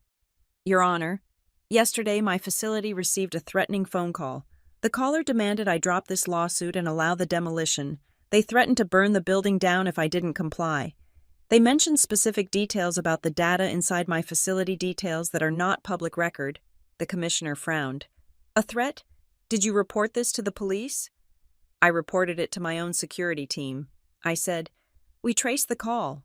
And the number was a burner, I admitted. Untraceable by standard means. Kincaid let out a short, mocking laugh. So, a phantom call. Very convenient. However, I continued, ignoring him. The voice print I ran through an audio analysis algorithm. I stripped the modulation. I pulled a USB drive from my pocket. I didn't recognize the voice, I said. But the background noise. The algorithm picked up a distinct frequency in the background, a specific hum. It is the sound of the HVAC system used in only one building in this city. I pointed at Kincaid. It is the sound of the air conditioning in the Marrowline executive offices on 4th Street. I said, I know, because I consulted on the installation of that system 5 years ago. The silence in the room was absolute. That is absurd, Kincaid said. But for the first time, he shifted his weight. He stopped smiling. Commissioner, I said, I am submitting the audio file and the spectral analysis into evidence. The call came from inside their building. They tried to intimidate a witness. They tried to coerce the destruction of evidence. The commissioner looked at the USB drive in my hand like it was a weapon. Mr. Kincaid, she said slowly, if this evidence links your firm to witness intimidation, it is a fabrication, Kincaid snapped, losing his cool. She is a tech wizard. She could have faked it. Then let the forensics team analyze it, I said. I looked at Gavin. He was staring at me, his mouth open. He realized now that he wasn't the villain. He was just the pawn. The real monster was the man in the charcoal suit standing next to him. You see, Uncle Gavin, I said softly, they didn't want your land. They wanted to kill my business, and they used you to pull the trigger. The reporters were shouting questions now. The flashbulbs were blinding. Order. The commissioner banged her gavel. Order. She looked at me. Ms. Mitchell, submit the drive. This hearing is recessed until 2 o'clock. I want the police to take custody of this evidence immediately. She pointed her gavel at Kincaid. And you, counselor, are not to leave this building. Kincaid glared at me. It wasn't a corporate glare anymore. It was a look of pure, unadulterated malice. I turned to Marcus. We need to go. Why? Marcus whispered, packing his briefcase frantically. You just won. No, I said, watching Kincaid tap something on his phone under the table. I just backed them into a corner. Legal threats are one thing, but I just proved they are criminal. They aren't going to wait for the next hearing. I looked at my phone. A notification popped up from my security system. Alert power grid failure. Main supply cut. Alert backup generators engaged. Alert perimeter sensors offline in Sector 4. They just cut the power, I told Marcus. The real power, not just the switch. What does that mean? It means, I said, grabbing my bag, that while Kincaid was distracting us here, someone else went to the warehouse. They aren't trying to buy it anymore. They are going to try to take it by force. I looked at Dylan and Renee. They were staring at me, lost in the wreckage of their family legacy. If you want to save what is left of this family, I told them, stay here. Keep the cameras on Gavin. Keep him safe. "Where are you going?" Dylan asked. "I have to go home," I said. "I have a breach." I ran out of the courtroom, pushing past the reporters. The legal battle was a diversion. The courtroom was a stage. The real fight was happening right now, in the dark, humming heart of my warehouse, where the secrets were stored, and I was the only one with the key. The breach at the warehouse did not end in an explosion. It ended with the silent, digital snap of a trap closing. When I arrived back at my facility on Monday afternoon, the police were already putting a man in the back of a cruiser. He was not a family member. He was a private contractor carrying an electromagnetic pulse device, a tool designed to wipe hard drives without leaving a physical trace. But he had made a mistake. He had cut the power, assuming the cameras would die. He did not know about the independent battery backups concealed in the fence posts. I had his face. I had his license plate, and crucially, I had the text message on his seized phone that read, "Asset wipe initiated. Kincaid authorized." By Tuesday morning, the chaos of the courtroom had been replaced by the sterile, fluorescent quiet of the district attorney's conference room. The screaming match was over. Now, it was time for the autopsy of the Holloway family legacy. I sat at the long table, flanked by Marcus and Inspector Rourke. On the other side sat the remnants of the opposition. Kincaid, the Marrowline lawyer, looked significantly less polished than he had the day before. His tie was loosened, and he was sweating. Gavin sat at the far end, isolated, staring at the grain of the wood table as if it contained the script of where his life had gone wrong. I slid a heavy black hard drive across the table. It stopped perfectly in front of the district attorney. "This drive contains the complete security logs from the last 30 days, I said. My voice was calm, the adrenaline of the chase replaced by the cold satisfaction of the kill. "It includes video of my cousin Trent attempting to saw through the conduit. It includes the audio spectral analysis of the threatening call from Marrowline's office, and it includes the footage from yesterday afternoon showing Marrowline's contractor attempting to destroy evidence." The DA, a sharp-eyed woman who had seen enough property disputes to know when a developer was lying, looked at Kincaid. "We have the contractor in custody, Mr. Kincaid," she said. "He is cutting a deal. He says you hired him to sanitize the site before the city could inspect the drives." Kincaid crumbled. It wasn't a dramatic collapse. It was a structural failure of his legal defense. He sighed, rubbing his temples. "We did not order violence," Kincaid said, his voice tight. "We were under a deadline. The investors were getting cold feet. We told Mr. Holloway that if the site wasn't cleared by Wednesday, the funding would be pulled. We strongly encouraged him to use the municipal blight code to expedite the process." "You solicited fraud," Marcus corrected. "We applied pressure," Kincaid admitted. "Mr. Holloway assured us he could handle the city. We didn't know he was going to forge safety reports." Gavin looked up then. His eyes were hollow. "You told me to do it. You sent me the template for the blight application. You told me it was standard industry practice." "And you signed it," Kincaid snapped back. "Enough," the DA interrupted. She turned to me. "Ms. Mitchell, the city is prepared to issue a permanent injunction against any demolition activity on Parcel 4B. Furthermore, we are opening a criminal investigation into Marrowline development for witness intimidation and attempted destruction of evidence." She looked at Gavin. "As for the Holloway Trust, given your cooperation in exposing Marrowline's pressure tactics, we are willing to discuss a plea regarding the fraudulent permits, but the civil penalties will be severe." The legal war was over. Now came the terms of surrender. I turned to my family, or what was left of it. "I have drafted a new easement agreement," I said, sliding a document toward Renee. "It grants the Holloway block the right to use my land for the driveway and the utility lines. The cost is $250,000 a year, fixed for 10 years. Renee looked at the paper.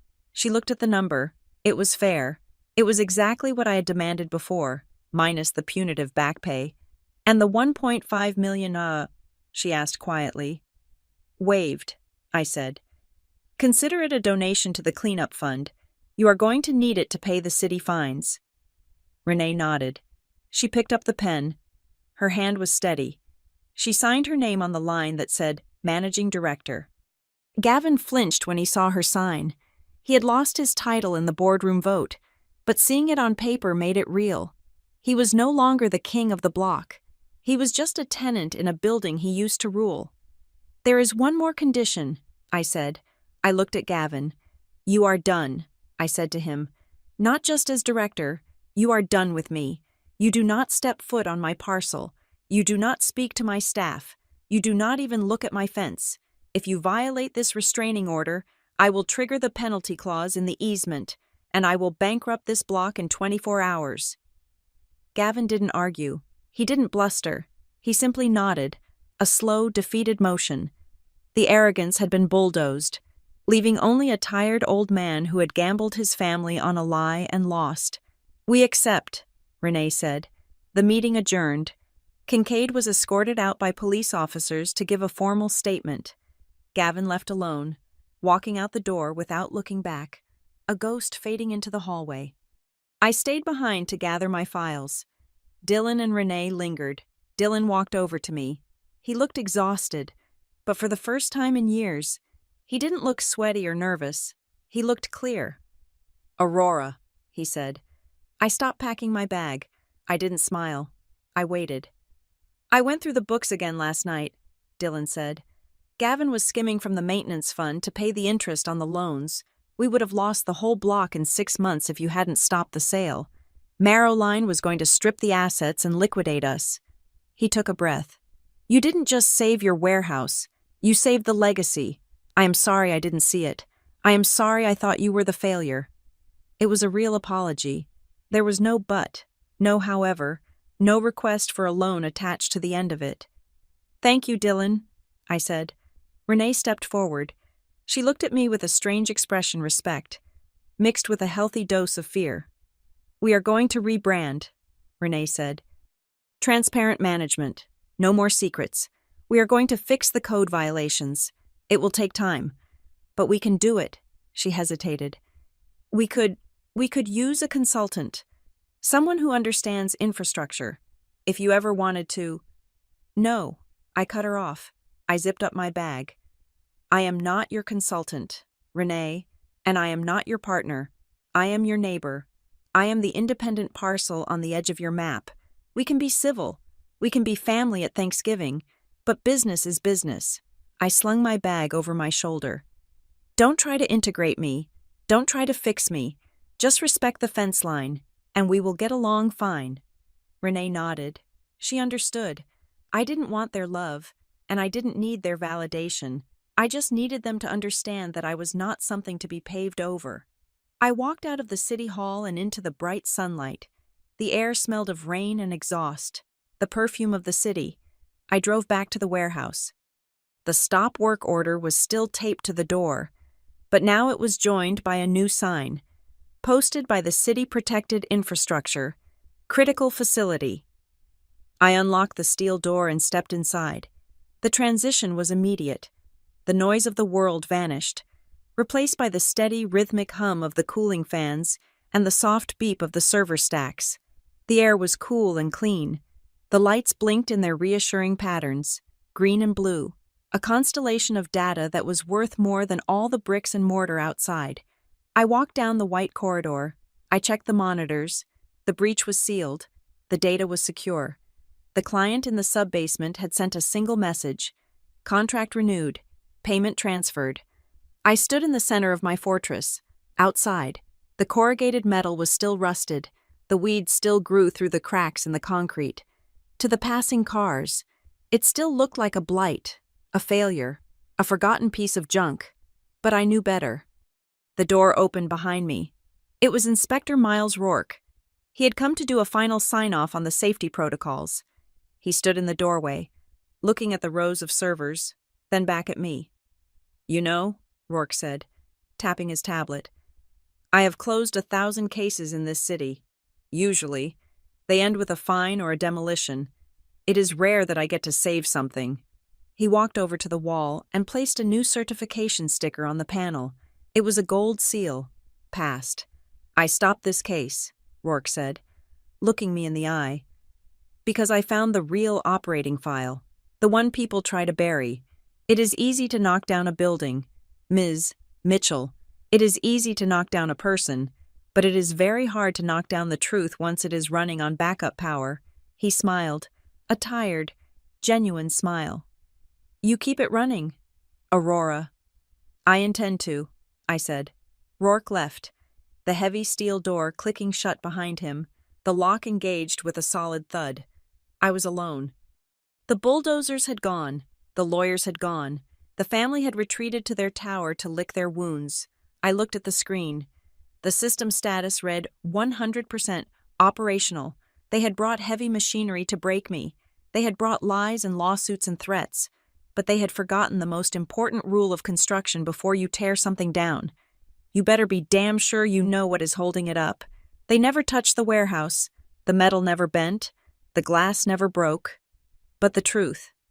The truth had hit them squarely in the chest, and it didn't need a permit, and it certainly didn't need a bulldozer.